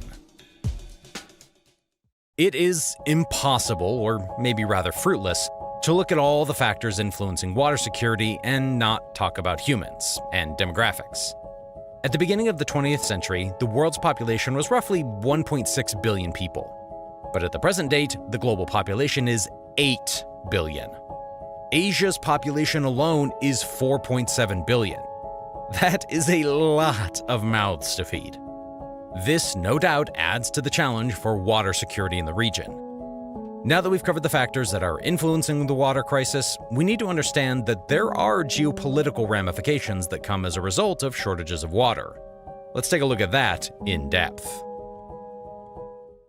With the scarcity of water in the region, there is bound to be some sort of conflict in the region, seeing as several Asian countries share the same water sources. Most disputes between nations over fresh water resources are not likely to spark violent conflict. However, the tensions can have long-lasting and destabilizing effects on regional and international security. Let's take a look at two such cases to highlight this better. For several years, India and Bangladesh have exchanged sharp accusations over shared river resources.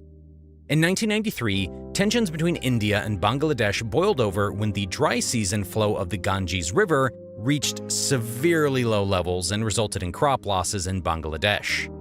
Later, in October of 1995, the Bangladesh Prime Minister delivered an address to the United Nations in which she called India's diversion of river water near the border a gross violation of human rights and justice. India's establishment of the Farakka barrage on the Ganges River near the border with Bangladesh has also sparked conflict and disagreement between the two nations. India's purpose in building the barrage was to divert water from the Calcutta port, but Bangladesh contends that such diversion has resulted in falling water tables and greater water salinity downstream for Bangladesh. Naturally, this situation has caused severe tensions and fractures in international relations between the nations. And much like any other international conflict, each country has a different perspective on the matter, and this makes agreements difficult. But in 1996, the Treaty on the Sharing of Waters of the Ganga was signed between the two nations as a middle ground. Since the treaty was signed, there has been relative peace between the two, but Bangladesh still voices concerns. And what we all fear when it comes to international relations is that, though it may start as a water issue, it can quickly evolve into something else. This is just one case, but there are constant conflicts throughout the region that happen because of water concerns. India and China have had several issues when it comes to the sharing of water resources. These have further fueled the tension between the two nations. Take a look at this video that I made a few weeks back detailing the struggles between these two nations. If the water crisis in the Asian region persists, matters could quickly devolve into something else. So, at the end of the day, what do we have? We have a region that has over 4.7 billion people that are struggling to keep up with water demands. Struggling is a generous word, I guess. Asia is in a crisis that is influenced by several factors that we've discussed. Whether the leaders of the region address these issues seriously, well, it's yet to be seen. But one thing is for sure. Lives and livelihoods are at stake. Failure to curb this crisis is definitely not an option. This is Russia, and these are Russia's neighbors. The nation is currently locked in several disputes over land and territory, and it's waging war over its borders. Yes, I'm being literal. Russia is literally going to war over its borders and territories in the pursuit of what it feels belongs to them. Russia has demanded that NATO should stop expanding eastwards. U.S. soldiers to Russia's land border, training with live fires in NATO ally Estonia, threatening Russian security. Canada is to defend Latvia from any aggression by Russia. Japan's territorial dispute over the islands goes back to Russia claiming ownership. The Russian President Vladimir Putin suggested the two nations sign a peace treaty. Norway next shares land and maritime borders with Russia. Troops have surrounded Ukraine. People wanting to cross the border between Poland and Belarus. For so long, Russia has warned about its borders and territory being encroached on. But no one really thought Russia would wage war, well, at least until they did. Now Russia is in a massive war. Oh, sorry, it's a military operation with Ukraine. And regardless of who you think is winning it, there are massive casualties on both sides. Ukraine might be their current and biggest focus, but it's not the only land that Putin may be willing to spill blood for. Today, I'll explore the Russian border crisis and the nations entangled with Russia in it. Again, the Russian-Ukraine border problem may be the most publicized, but it's not the only one. And if we're going to predict or prepare for the future, we must go into the past and learn. Who knows, your country might be involved in one of these disputes with Mother Russia. The US, Canada, and even Finland have a border crisis with Russia, as you will soon see. Could that mean an impending war too? Please take a moment to like this video. Any videos that dive into military conflicts and the like tend to get the shorter end of the stick with the YouTube algorithm. Every like helps me correct this, well, according to me, injustice. Back to business basics. See what I did there? Anyway, this is what the Soviet Union looked like at the height of its power.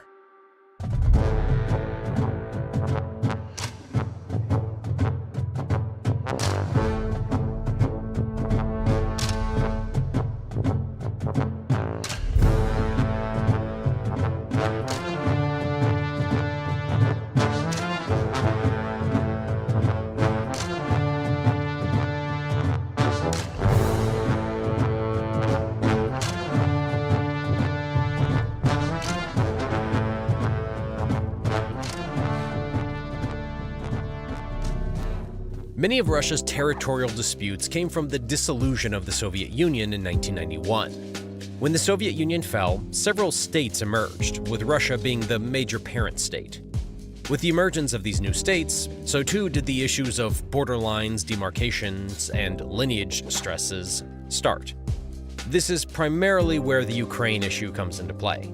I will cover this in depth later in the video, but to start with, let me talk about a major but lesser-known dispute between Russia and another superpower, Japan. It's always with the biggest rivals that the fiercest conflicts emerge.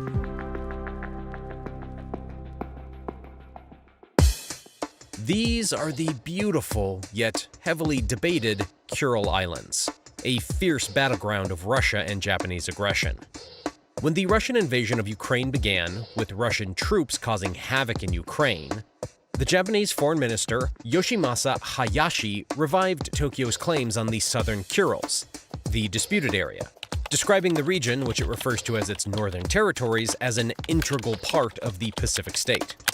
With the havoc that Russia was raining on Ukraine, it only made sense that other nations with whom Russia has border issues were especially sensitized to the matter. Do you know who didn't get that memo? Russia. Instead of inspiring confidence, Russia withdrew from all peace talks on the matter. To add insult to injury, Russia began to conduct military drills in the disputed region in what was meant to be a show of force against both Japan and the Western Bloc. Talk about diplomatic failures. Well, the question is, what exactly is the dispute that Japan is so sensitive about and Russia is so controlling over? You see, the territorial dispute between the two is over the de facto maritime boundaries that separates the territorial waters of the two countries. And those waters are the Kuril Islands. These are an island chain located between Russia's Kamchatka Peninsula and Japan, a country that on its own is a collection of islands. I'm not kidding, it really is a collection. In its peninsula, Japan is comprised of over 6,800 islands. This Kuril island chain, which both Russia and Japan claim, is the main source of the contention, and it has been since at least the mid-19th century. Dating back to the 19th century, even to the present day, the Kuril Islands chain, or at least certain parts of it, have at different points changed hands between Russian and Japanese control. The territorial crisis is unique in that it comes in two forms. The first one is, who even owns these islands between the two powers? The second question, the one that has been in discussion recently, is what islands constitute the Kuril Islands in the first place? Let me give you the rundown on both, starting with who owns these islands. From 1855, when the two Pacific nations established their first official ties, to 1875, when the Treaty of St. Petersburg was signed between Japan and Russia, the Kuril Islands were divided between the two countries. This was the harmonious time when equality reigned supreme. The Treaty of Shimoda, formerly known as the Treaty of Commerce and Navigation between Japan and Russia, was signed in 1855, serving as the first treaty between the Russian Empire and the Empire of Japan. The actual terminology used in the Treaty of Shimoda when it came to this island's matter was that, henceforth, the borders between Russia and Japan will pass between the islands Iturup, or Eturafu, and Urup, or Urupu. The whole island of Iturup belongs to Japan, and the whole island of Urup and the other Kuril Islands in the north constitute possessions of Russia. Time passed, and with the Treaty of St. Petersburg that was signed between the two countries in 1875, Russia voluntarily handed over control of the entire Kuril Islands chain to Japan. It wasn't for free, though. They, in exchange, received full ownership over the large island of Sakhalin, which extends from north to south, adjacent to the Russian mainland in the Pacific, near the northern parts of Japan. This is where some of the problems are said to have started.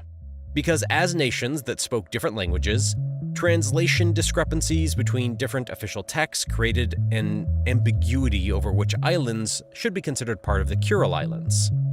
That was the gateway to the problems of what the Kuril Islands are, where they start and where they end. More on that in just a minute, though. As the years passed and diplomatic relations failed, Russia eventually seized all the Kuril Islands as part of its victory after the Allied powers won the Second World War in 1945.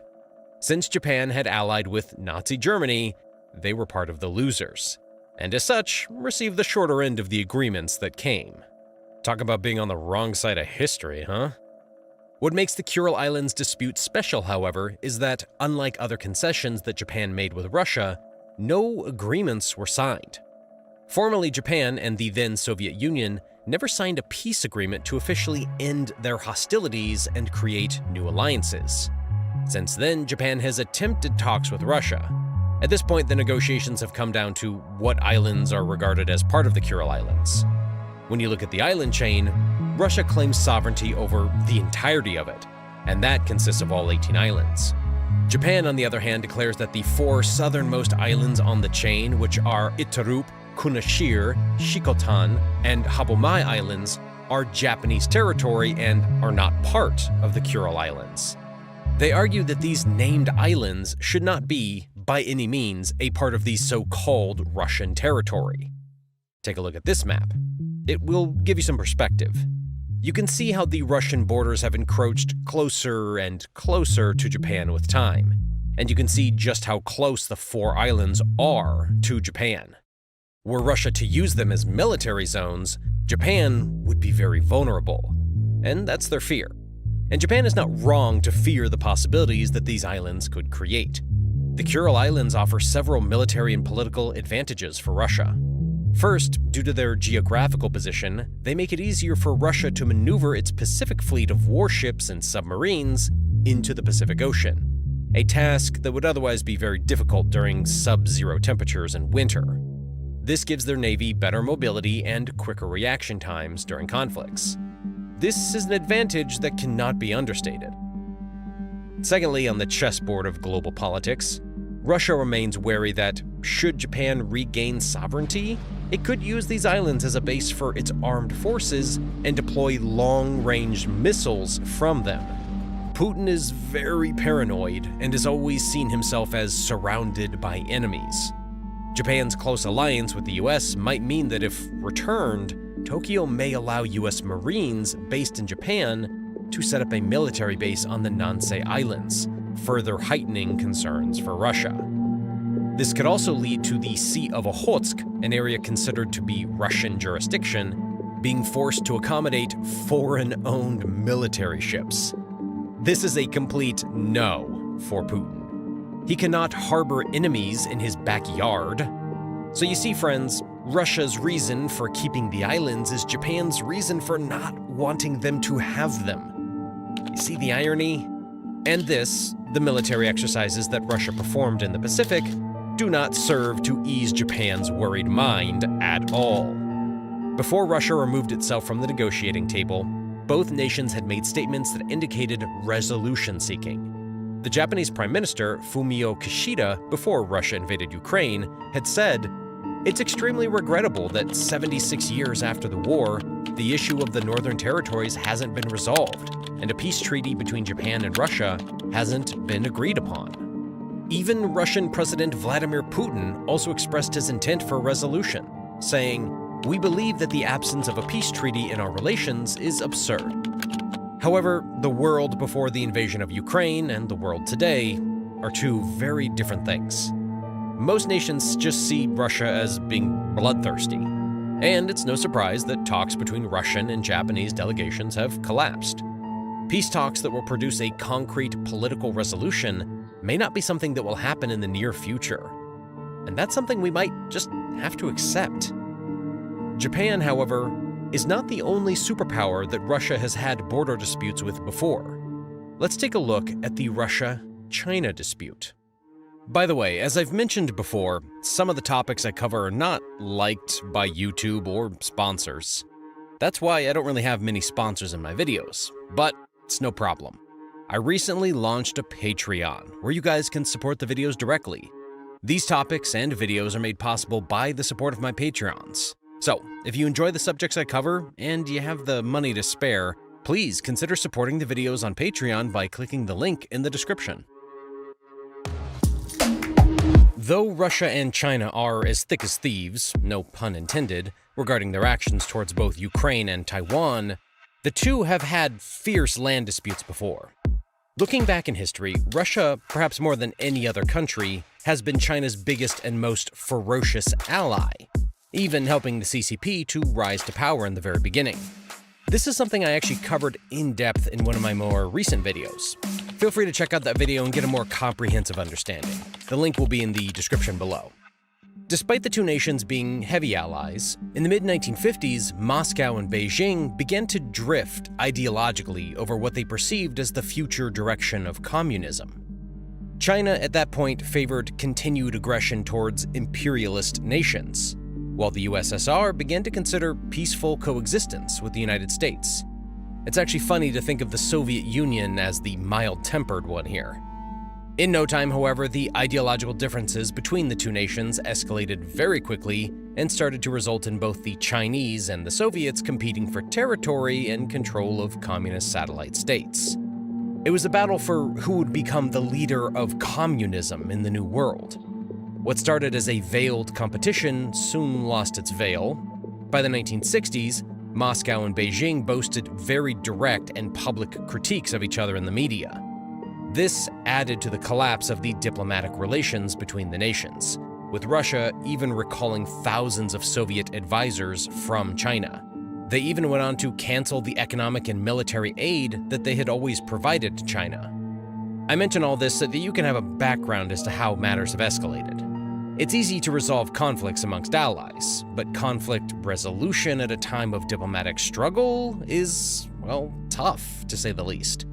And the latter is exactly what happened.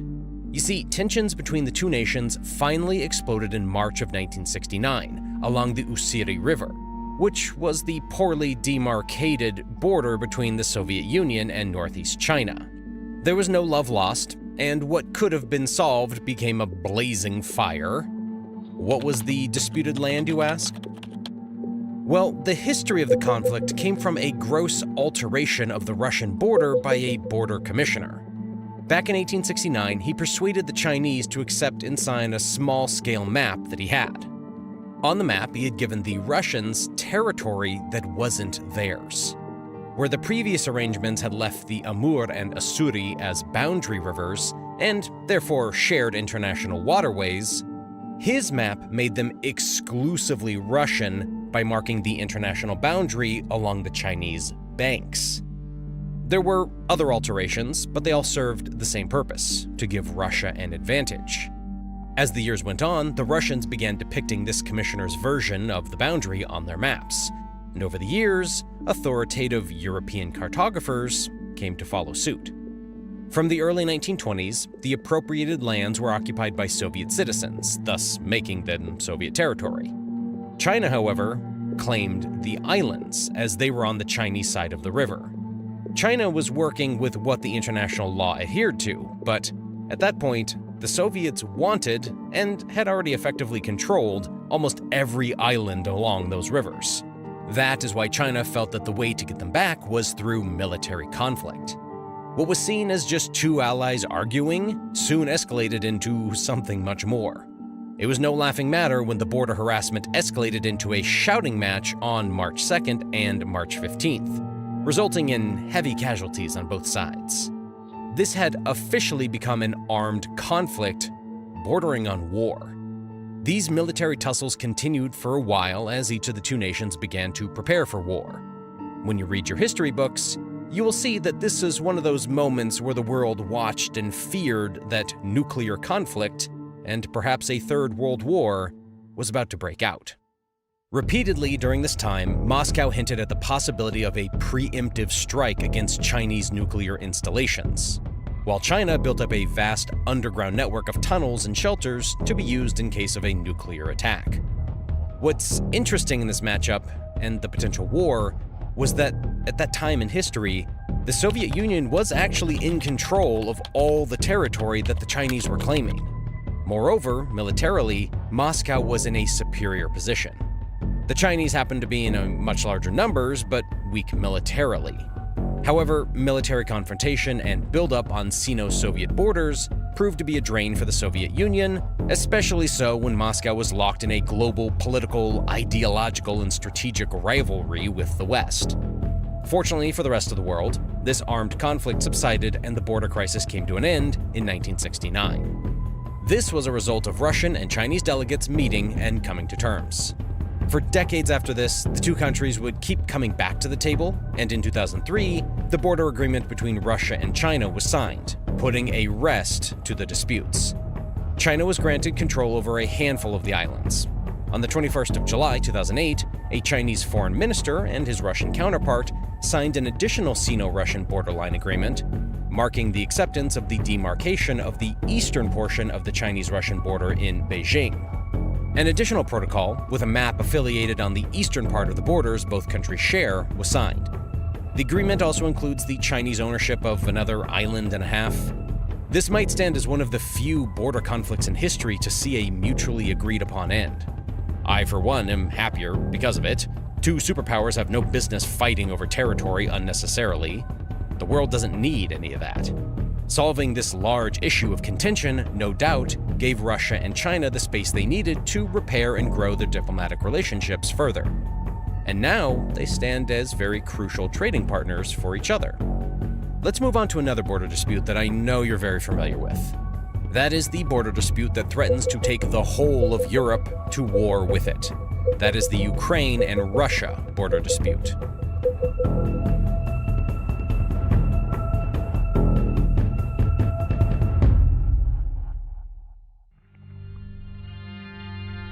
Many think that Russia's aggression towards Ukraine is something that started last year when Russia invaded Ukraine.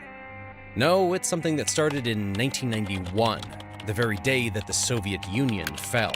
As Russia emerged as the successor state to the Soviet Union, the largest of all the countries that were born, Ukraine was the second largest. Putin never really got over how many resources, infrastructure, and people Ukraine got away with after the Soviet collapse. That was the birth of this feud. With Ukraine, it's much more than a border crisis. Yes, Putin wants land from Ukraine, but he also wants resources, and he wants people. This is something I talked about in my Russian population video. Take a look at it on the channel, you will find it interesting. This Russian aggression and, well, greed, is what led Putin to the Crimea incident in 2014.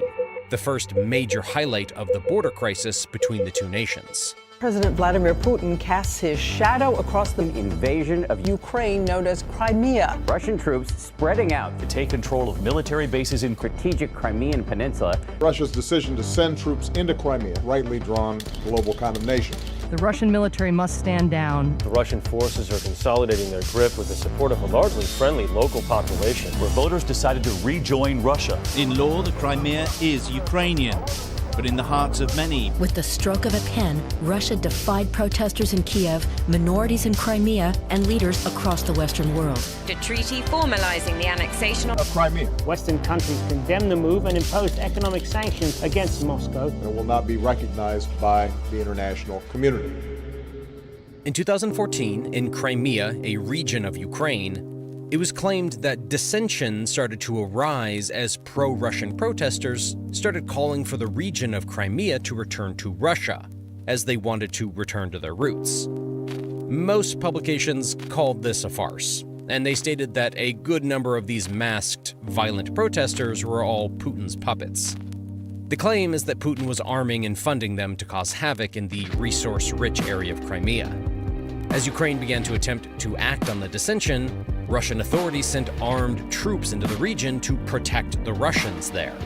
This was frowned upon as a provocation and a violation of Ukrainian sovereignty, but oh well, you know Putin. He really doesn't give a care in the world. With pressure mounting and Russian interference at an all-time high, on March 6th, the Crimean parliament voted to secede from Ukraine and join the Russian Federation, with a public referendum on the matter scheduled for March 16, 2014. The move was hailed by Russia and broadly condemned in the West. Think about it. A province of your country, crucial to the nation, just wakes up and says, oh, well, we're leaving. That had to hurt. On the day of the referendum, observers noted numerous irregularities in the voting process, including the presence of armed men at polling stations. It was clear what was going on, and yet little really could be done to stop them. It was no surprise to anyone when the results were announced, and it was an overwhelming 97% vote in favor of joining Russia. The Ukrainian government, of course, rejected this notion, but Putin had everything he needed to take this from a border crisis to a complete annexation. Though Russia was hit with several sanctions by the US and the EU, they didn't shake. Sanctions don't really seem to have the desired effect on Russia, as recent history has shown. Once the referendum was done, Russia did not waste any time.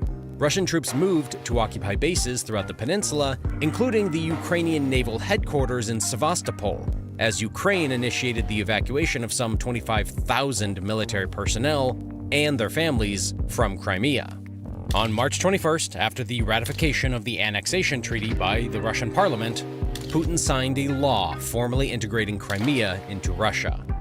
And that, ladies and non-ladies, is how the whole region was stolen by Russia.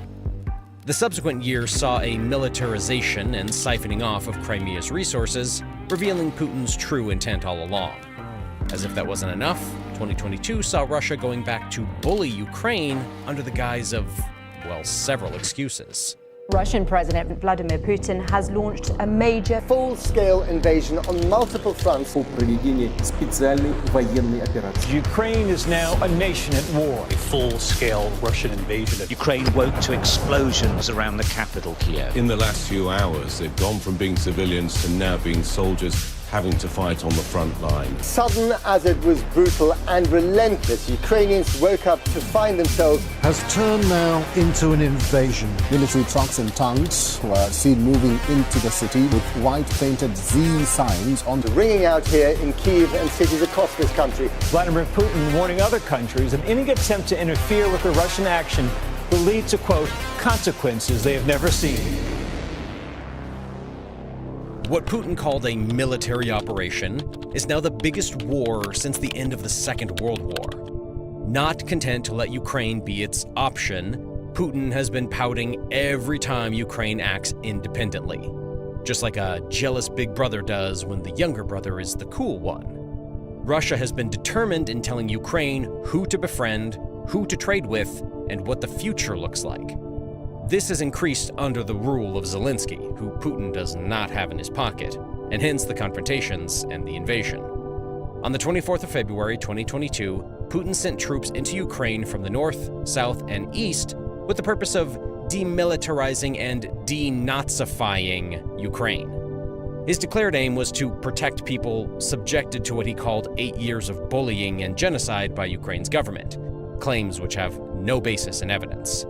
Again, Putin was using the same card he used to annex Crimea, and this time he was applying it to the whole dang country. It was framed as an attempt to prevent NATO from gaining a foothold in Ukraine. These claims that Putin made of Nazis and genocide in eastern Ukraine were completely unfounded, but they have formed part of a narrative repeated by Russia since its proxy forces seized parts of the eastern regions of the country in 2014, triggering a war with Ukrainian forces. It's like no one knows what Putin is talking about except Putin himself. It's clear that Putin wants Ukraine, and he is willing to go to war over it. I'm really even hesitant to call this part of the video a border crisis, because the man doesn't want a part of Ukraine, he wants all of it. From time to time, he hid behind Ukraine's desires to join NATO, claiming that Ukraine joining NATO would be a threat to Russian security. However, in March of last year, Ukraine's president, Zelensky, publicly accepted that joining NATO would not happen. He offered that Ukraine become a non-aligned, non-nuclear state, but negotiations broke down. I say broke down, but it's clear that despite getting what he asked for, Putin has no interest in peace. Perhaps he thought he could take over Ukraine without much challenge, or that he could intimidate a surrender. But, oh well. It seems that things are not going that well for him. The Ukrainian resistance has been much steeper and harder than he thought. Soon, it'll be a year since he started his costly and devastating military operation that is hurting his economy more than he would care to admit. My prayers and thoughts are with all the victims of this war. Such conflicts have no winners, just losers. Russia has had a few other minor disputes as well. There are several of these with countries you would not even expect. Let me run you through them.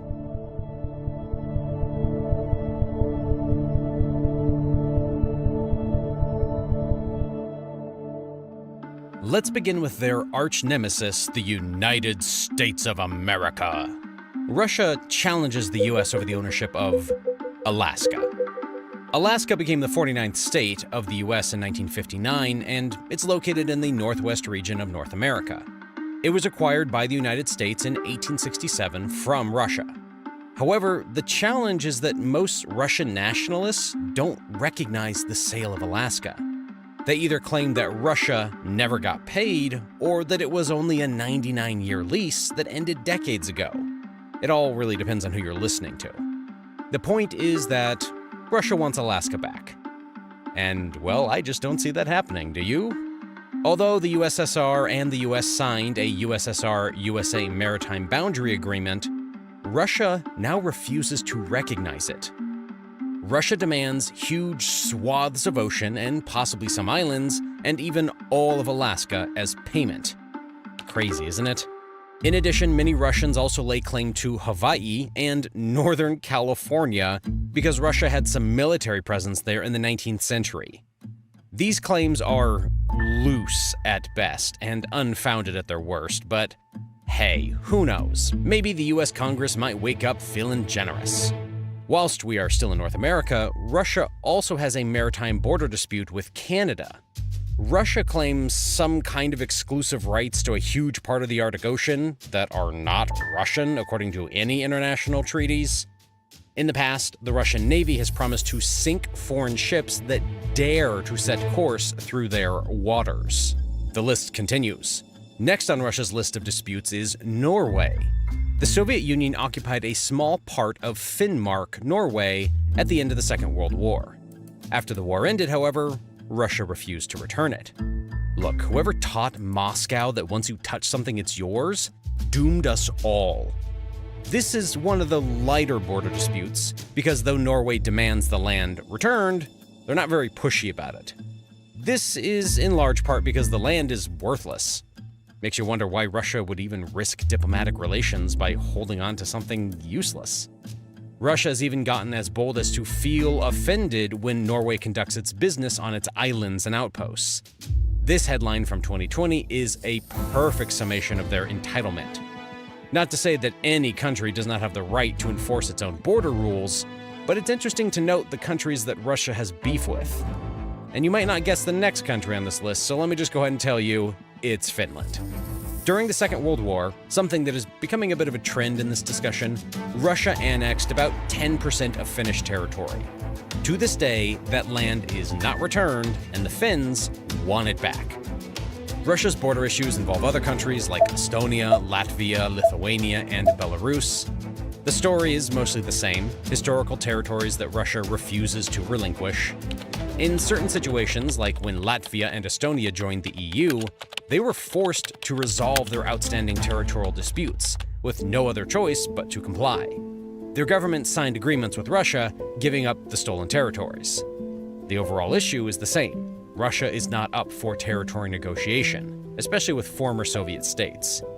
Even in the present day, Russia is operating as if it is the Soviet Union. Something that does not surprise anyone, given that unifying all former states of Russia is Putin's dream.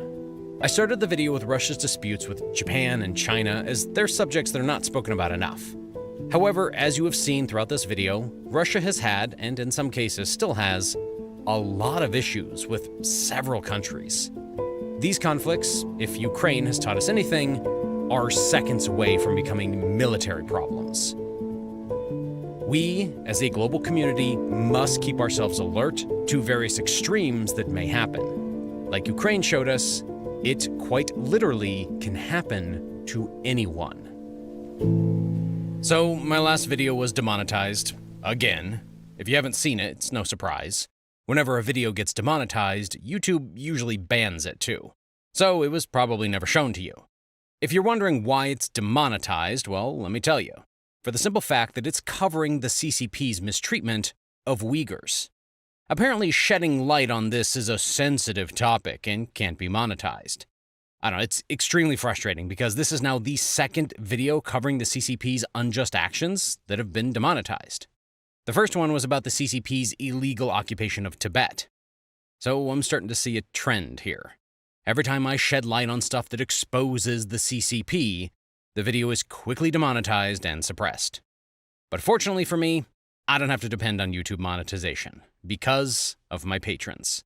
That's why I have no plans to stop covering topics that make the CCP and YouTube unhappy.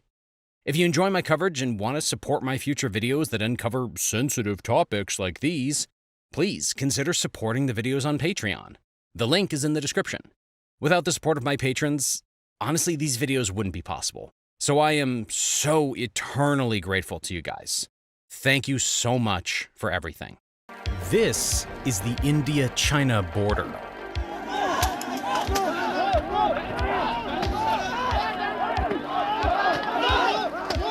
Unfortunately, I can't show too much of it because, well, YouTube demonetizes videos and suppresses reach whenever we cover controversial news about China. They've done this multiple times before. And that's why I launched our Patreon, where you can support the channel and watch uncensored videos. There's a link in the description. Sorry about the tangent, but this is not a unique event. Unfortunately, India and China have been clashing regularly at their borders for the past half a century. But in June 2020, one of the deadliest clashes took place in the Galwan Valley, where soldiers fought with sticks and clubs. At least 20 Indian soldiers and 40 Chinese soldiers died that day. Clash between Indian and Chinese troops. Clashes in the Galwan Valley. India and China. When up to 20 Indian soldiers were killed and at least 4 Chinese soldiers were killed in clashes where both sides were using clubs, believed to have nails in them, and the relations between New Delhi and Beijing have deteriorated since.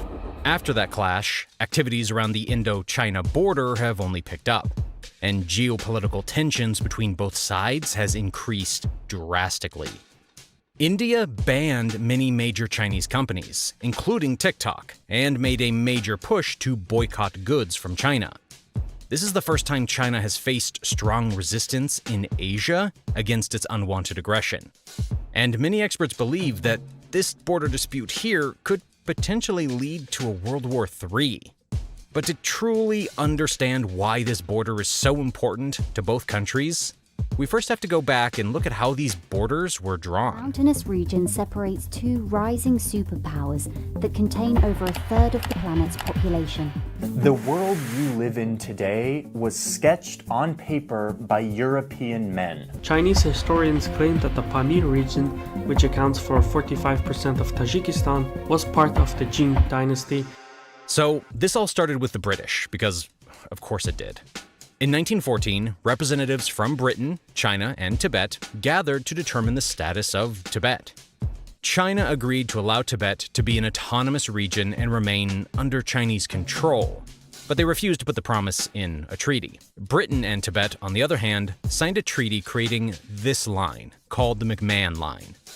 India, to this day, accepts the McMahon Line as the official legal border between India and Tibet. China, on the other hand, doesn't recognize the treaty and keeps trying to extend its border into Indian territory. In the 1940s, both India and China had a change of leadership, if you want to call it that. India declared its independence from Britain, and Mao's Communist Party took over China and founded the People's Republic of China. As soon as the communist government came to power, all of a sudden, China started having border disputes. I've already discussed many of their border issues in a previous video, including their issues with Taiwan. There seems to be a common denominator in all these border disputes, and that is the CCP. Similarly, right after taking power, the CCP insisted that Tibet was never independent and refused to recognize treaties signed by Tibet, giving rise to the India-China border disputes. After annexing Tibet in 1949, China kept on pushing the limits at the Indian borders, and in 1962, war broke out. Chinese troops crossed the McMahon Line and took up territory deep in the Indian side. The war lasted 1 month, and India suffered a humiliating defeat since it was a relatively new independent country. China had captured a considerable part of Indian territory, and a ceasefire was declared, which unofficially redrew the borders at line of actual control right here.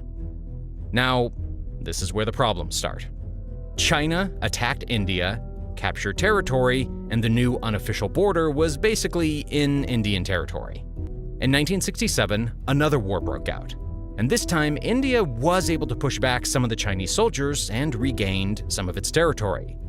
This now changed what China controlled in terms of territory versus what China believed to be its territory. China believes that anything claimed in 1962 is a part of China, but it lost some of that in 1967. India still honors the McMahon Line Agreement and believes that China is still legally occupying Indian territory. This is the reason behind why a lot of subsequent clashes have happened here. Both countries have soldiers patrolling the area, and both countries have different definitions of where their borders are. I mean, you can tell why this is a recipe for clashes. Luckily, both countries realized that, but China refused to come to a peaceful agreement about the border dispute. They agreed that both soldiers from both countries cannot use military weapons against each other, meaning no guns around the 2-mile strip around the supposed line of control. That is why, when you see clips of recent clashes, soldiers are fighting with sticks and rocks. Our top story at this hour, there has been yet another face-off between Indian and Chinese troops. After troops of both countries engaged in deadly hand-to-hand fighting. Video came to light after a clash occurred on December 9th in northeastern India's Arunachal Pradesh state. All of this goes to show, John, that there are real tensions between New Delhi and Beijing. And a funny thing that arose because of this treaty is that soldiers from both sides would use loudspeakers to troll each other. Here's a funny clip of Chinese soldiers trolling Indian troops by playing Indian music. I mean, they're pretty dope songs, but I can't play them because, copyright. But please, hit that like button so this video doesn't get buried by the YouTube algorithm. And I'm so sorry about asking for likes so much in these recent videos, but I put a lot of hours into these videos, and without your likes, these videos will get very few views. So thank you to everyone who drops a like. All right, back to the story. Another interesting event happened in 2017. China started building a road in the Doklam Plateau, which is an area that's not in China. In fact, it's part of Bhutan. China assumed that, with Bhutan being a small country, they might not get much pushback. And they were right. Bhutan was not able to push back the Chinese military. So they asked the Indian military to enter Bhutan and destroy Chinese construction. After a tense standoff, China agreed to move back and take down the construction. There was a lot of Chinese aggression happening, but there is one piece of good news in all of this. Ever since the 1967 war, there were no casualties on either side of the border. Both countries actually take pride in this, claiming to have the most peaceful border disputes in the world. Well, that all changed in 2020. Clashes in the Galwan Valley. India and China. When up to 20 Indian soldiers were killed and at least 4 Chinese soldiers were killed in clashes where both sides were using clubs, believed to have nails in them. Tensions were already high before the deadly clash took place, as both sides were increasing the number of soldiers at that border. India claimed that China was moving into India's side of the LAC. Both sides decided to disengage after talks were held, but China still had a camp in the buffer zone, which was against the agreement. So, some Indian soldiers went to inspect the camps, and this is when the deadly clash took place. 20 Indian soldiers were killed during the clash. While China never confirmed the number of casualties they suffered, it's believed to be around 30 or 40. And this is when Indian sentiment against China changed pretty quickly. Public anger reached an all-time high, with some protesters burning images of Xi Jinping and calling for a boycott of all Chinese goods. The Indian government has also banned 59 Chinese mobile apps, including TikTok and WeChat, over what it said were security and privacy concerns.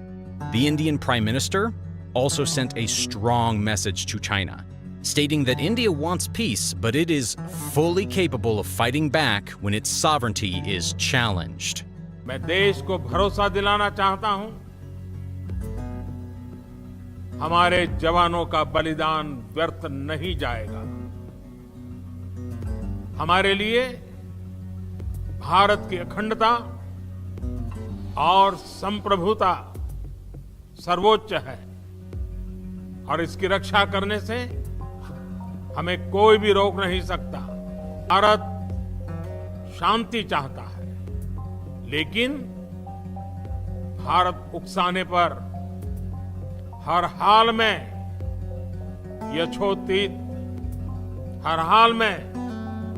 यथोचित जवाब देने में सक्षम है। Now, this is the kind of response I don't think the CCP was expecting.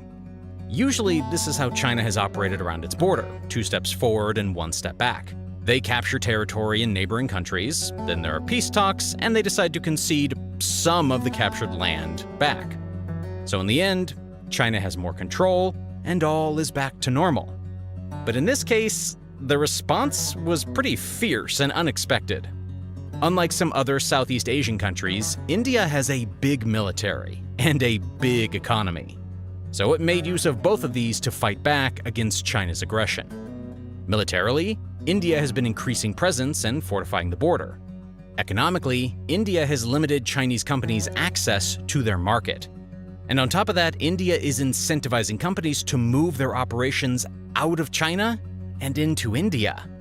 The call to boycott Chinese products is now growing once again.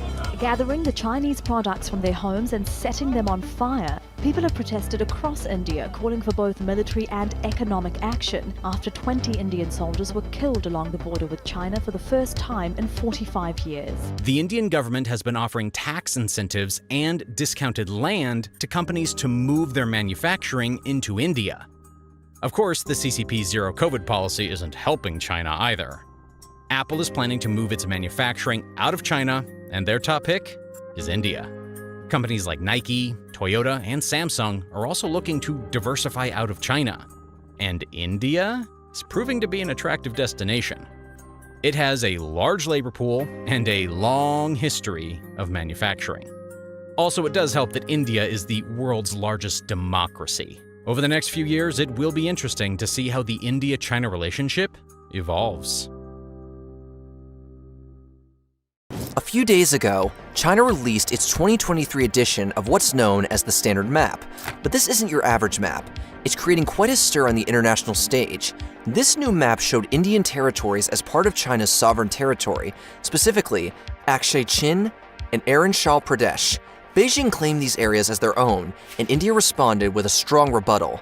But this isn't just about China and India. The controversy has snowballed, with most stakeholders getting involved. China's neighbors, including the Philippines, Malaysia, Taiwan, and Vietnam, have all lodged strong protests against this map. So why are they so angry?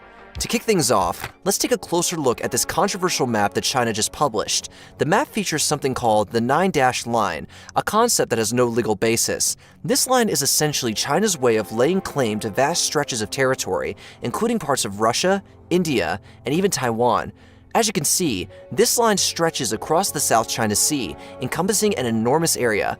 But here's the twist. China has now added an extra dash to the east of Taiwan, implying that Taiwan is part of China's territory. This move has set off alarm bells worldwide, and rightfully so.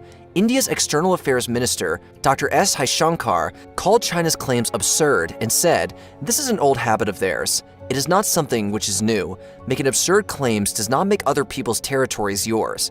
While the Philippines stated that the map has no basis under international law, Malaysia too dismissed China's claims, maintaining its stance of rejecting any foreign party's sovereignty claims over its maritime features. The international community is not mincing words when it comes to criticizing China's actions. This map is undeniably causing a diplomatic storm. Now let's hear what China has to say in its defense. China argues that this map is a routine practice, something they do regularly, and it's in line with their exercise of sovereignty. They want everyone to view the matter objectively and calmly and avoid overinterpretation. The timing of this map's release is interesting, given that the G20 summit is just around the corner. Is China trying to set the stage for discussions at the summit, or is there a more straightforward explanation? To better grasp what's happening now, let's look at the history between India and China. First, be sure to hit the like button. A video pointing out CCP's mistake is most definitely going to get downvoted by CCP bots, so your likes help us a lot with the algorithm. In the late 19th century, the world was undergoing profound changes, and the balance of power was shifting. This is when the Anglo-Chinese Convention of 1890 came into play. It was a very important event in the history of how China and Britain interacted. This convention was signed on September 20th, 1890 in Beijing and had a big impact on both countries and how much control they had in East Asia. Before this, in the mid-19th century, China had lost in the Opium Wars, which were really embarrassing. This led to a bunch of unfair deals with Western countries, especially the Treaty of Nanking in 1842. These deals gave foreign people special rights in China and gave away parts of China to Western countries. Around the same time, as countries were trying to grab land in Africa, they were also trying to do the same thing in East Asia. Britain wanted to make sure it didn't lose its power in China and tried to stop other countries from taking over. One of the central provisions of the convention was the establishment of a demarcation line. This line extended from the mouth of the Irrawaddy River in Burma, now Myanmar, to the mountains of Tibet, effectively dividing British-controlled Burma and Chinese-controlled Tibet. The convention reaffirmed China's sovereignty over Tibet while recognizing British influence and control in Burma. It marked a significant departure from previous agreements, as it acknowledged China's authority in Tibet. Crucially, the convention included a promise of non-interference in Tibet by both Britain and China, seeking to maintain the status quo and preserve stability in the region. For Britain, the convention helped consolidate its control over Burma, securing its strategic interest in Southeast Asia. It also provided a framework for maintaining influence in Tibet. China, on the other hand, saw the convention as a diplomatic victory, as it reaffirmed its sovereignty over Tibet. This recognition bolstered China's prestige and authority on the international stage. However, the convention also contributed to Tibet's isolation from the rest of the world. The promise of non-interference meant that Tibet was left to its own devices, which had both positive and negative consequences for the region. These provisions, while seemingly straightforward, would set the stage for future conflicts and debates. At the turn of the 20th century, the British Empire was at its highest point in India. Meanwhile, Russia was expanding its influence in Central Asia, sparking the Great Game for supremacy in the region. The British aimed to secure their northern frontier, aka Arunachal Pradesh, and maintain their control over the Indian subcontinent. Tibet, a remote and mysterious region, had traditionally maintained its independence under the spiritual and temporal authority of the Dalai Lama.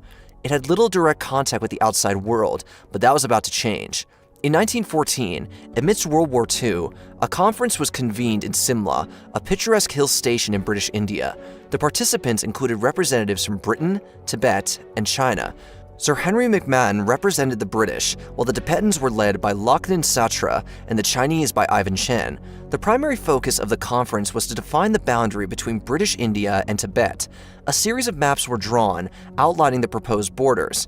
The McMahon Line, named after the British representative, played a central role in these discussions. On July 3, 1914, the Simla Accord was signed by the British and Tibetan representatives, marking an agreement on the McMahon Line as the boundary between British India and Tibet. However, the Chinese representative refused to sign, and ambiguities in the accord would haunt the region for decades. The outbreak of World War I overshadowed the Simla Accord, diverting global attention. The British, preoccupied with the war, failed to enforce the accord, leading to its virtual abandonment. The McMahon Line, established during the Simla Accord, will become a source of dispute between India and China, leading to the Sino-Indian War of 1962. The legacy of this accord continues to influence geopolitics in the region.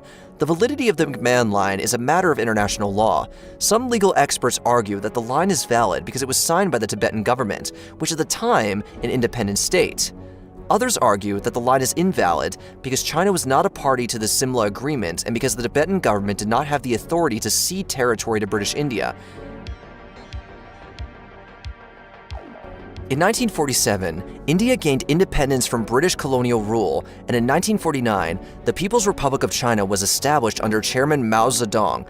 These two neighboring nations, both freshly independent and navigating their post-colonial past, were about to face a series of challenges along their shared border. The border between India and China was not clearly defined in many areas. The McMahon Line came back, haunting both nations. Along with the McMahon Line, another disputed area was Aksai Chin, a high-altitude desert region that both India and China claimed.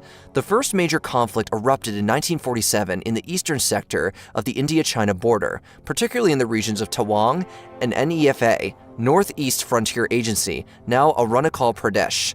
The conflict began when an Indian patrol team encountered a Chinese patrol team in an area that both countries claimed as their own.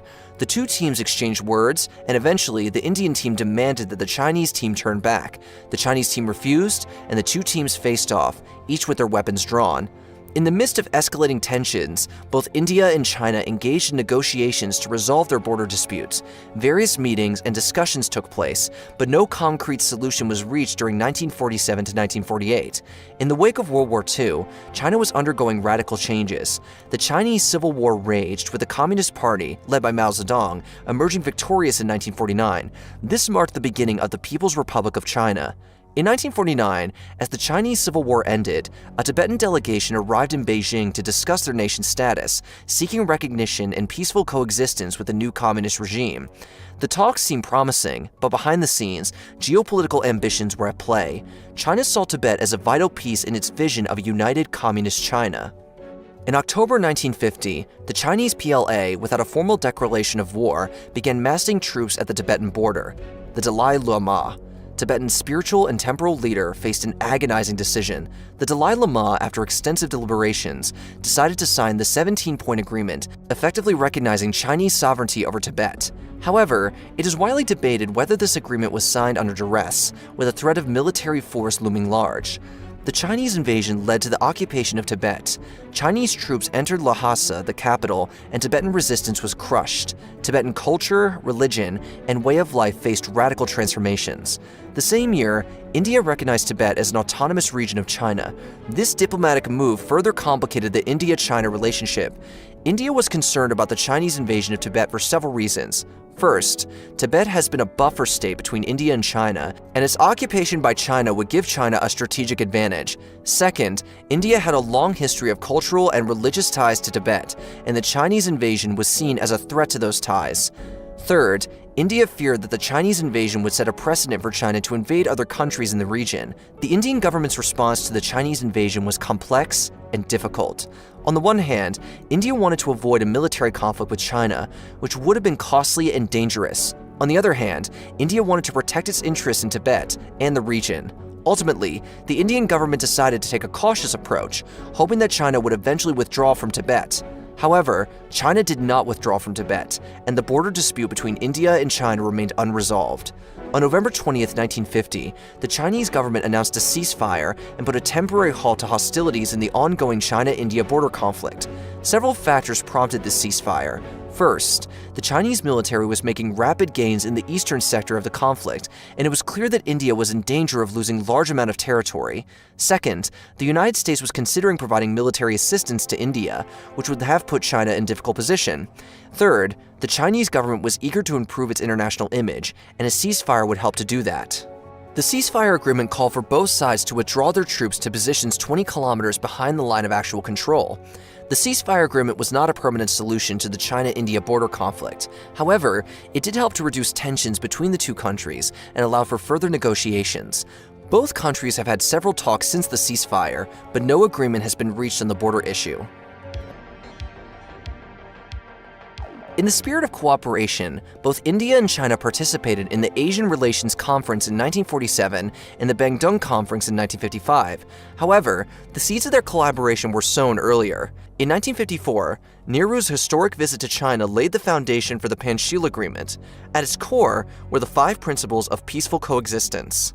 The first principle emphasized the recognition of each other's territorial integrity and sovereignty. This laid the foundation for resolving border disputes through peaceful means. The second principle, mutual non-aggression, committed both countries to refrain from the use of force and military aggression in their dealings with each other. The third principle called for non-interference in each other's internal affairs, respecting the principles of self-determination and non-interference in the internal affairs of other countries. The fourth principle emphasized equality and mutual benefit in all aspects of their relations, including trade, economic cooperation, and cultural exchanges. The fifth and final principle was the commitment to peaceful coexistence, emphasizing the importance of diplomacy, dialogue, and peaceful resolution of conflicts. On April 29, 1954 in Beijing, Prime Minister Nehru and Premier Zhou Enlai signed the Panchshil Agreement, solidifying their commitment to these principles. The Panchshil Agreement held immense significance. It marked the beginning of India-China cooperation and their commitment to resolving disputes through peaceful means. However, there are a number of reasons why the Panchil Agreement had not been effective in preventing border conflicts. One reason is that the agreement is vague and open to interpretation. For example, the principle of mutual respect for each other's territorial integrity and sovereignty is not clear about what constitutes a violation of sovereignty. This has led to disagreements between India and China about where the border lies. Another reason for the ineffectiveness of the Panchil Agreement is that the two countries have different political systems and strategic interests. India is a democracy, while China is a communist country.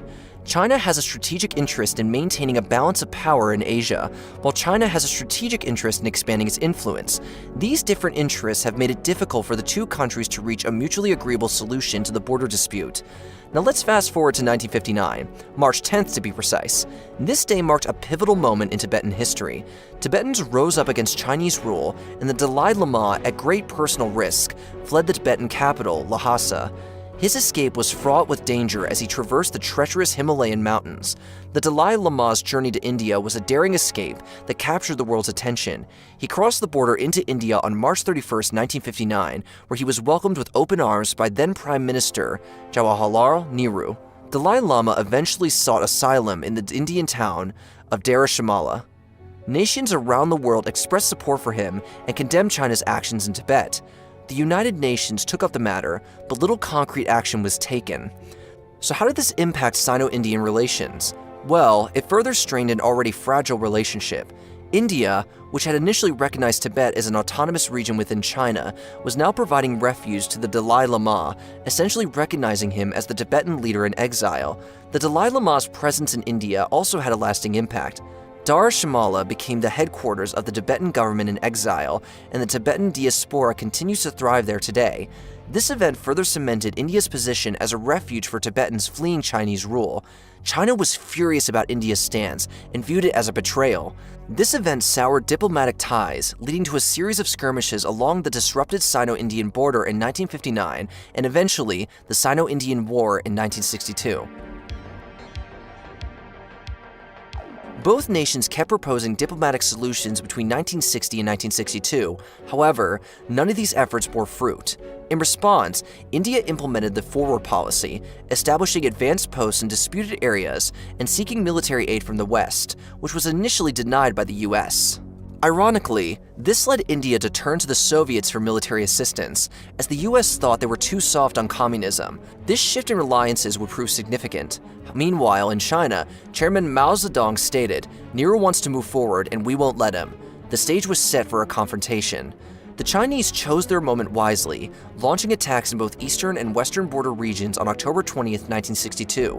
China had a much larger army than India, with over 800,000 soldiers compared to India's 400,000.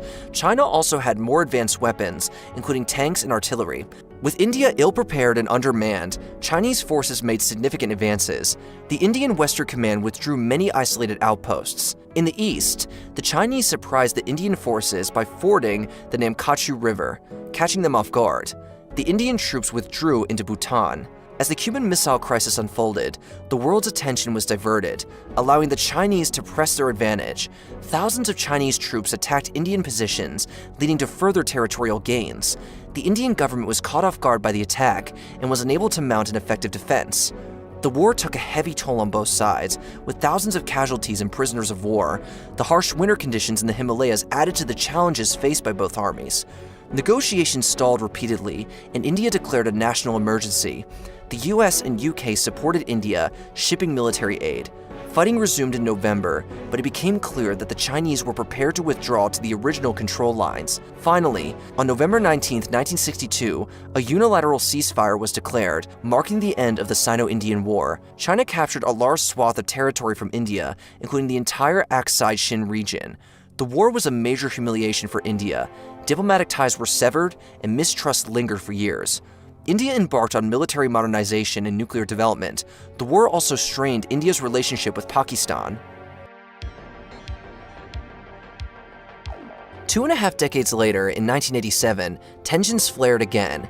This time, it was in the remote region of Samdurong-Chu in Arunachal Pradesh. The standoff was triggered by a Chinese construction project to build a helipad and other infrastructure in the Sumdarangshu Valley, which India viewed as an incursion into its territory. This area is strategically important because it lies near the tri-junction of India, China, and Bhutan. The Indian government saw China's activities as an attempt to strengthen its position in the region. The skirmish was fierce but non-lethal. Both sides used their fists and makeshift weapons, avoiding fatalities but sending a clear message. The situation escalated, with both sides sending troops and increasing their military presence in the area. Realizing the gravity of the situation, Prime Minister Rajiv Gandhi initiated diplomatic efforts to prevent further escalation. Diplomats from both countries met in Beijing to discuss a peaceful resolution, avoiding an all-out conflict. Eventually, after weeks of intense negotiations, both sides agreed to withdraw their troops from the valley, avoiding a full-scale war.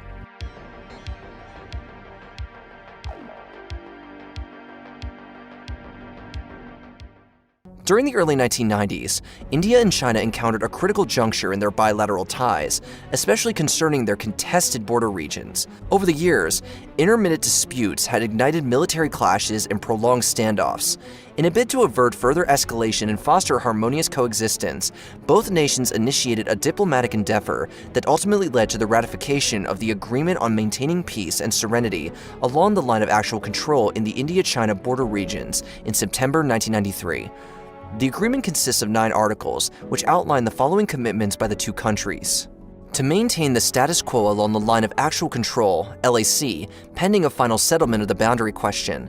To reduce their military forces along the LAC to minimum levels compatible with friendly and good neighborly relations. To refrain from conducting any military exercises involving more than one division in close proximity to the LAC. To notify each other of military exercises involving more than one brigade along the LAC. To establish a working mechanism for consultation and coordination on border affairs, to resolve any disputes arising out of the implementation of the agreement through peaceful means. The 1993 agreement was a significant step forward in the India-China relationship. The agreement also helped to reduce tensions between the two countries, which had been high in the wake of the 1962 Sino-Indian War. While the 1993 agreement marked a significant milestone in Sino-Indian relations, it faced challenges in implementation. Border incidents and disputes continued to arise, particularly in the western sector. The differing perceptions of the LAC and unresolved territorial claims remain contentious issues. The 1993 agreement is still in force today. However, there are some challenges to its implementation. One challenge is that the agreement does not define the LAC precisely. This has led to some ambiguity about where the border actually lies. Another challenge is that the agreement does not address the issue of the disputed Aksai-Chin region. As the world transitioned from the Cold War era to a new global order, the year 1996 bore witness to geopolitical shifts and emerging security challenges. Nations were grappling with the aftermath of the dissolution of the Soviet Union, which had given rise to new regional dynamics and threats. In this turbulent environment, many nations sought to reduce tensions and avoid the escalation of conflicts through confidence-building measures. But what exactly are confidence-building measures?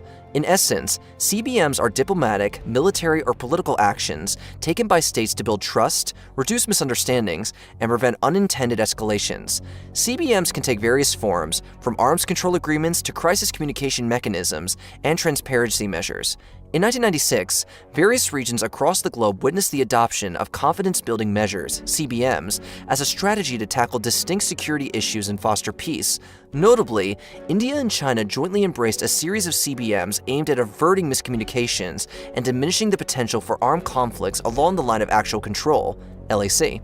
One of the most critical CBMs was the establishment of a Joint Working Group, JWG, to discuss border issues. The JWG played a vital role in building trust and facilitating dialogue between the two nations. So what was the impact of these CBMs on the ground?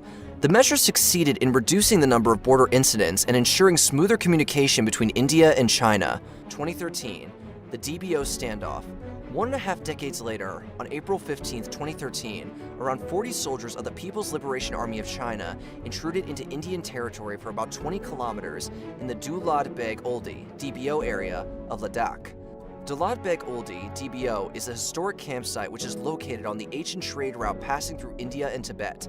It connects Ladakh to the Tarim Basin in Xinjiang province in western China.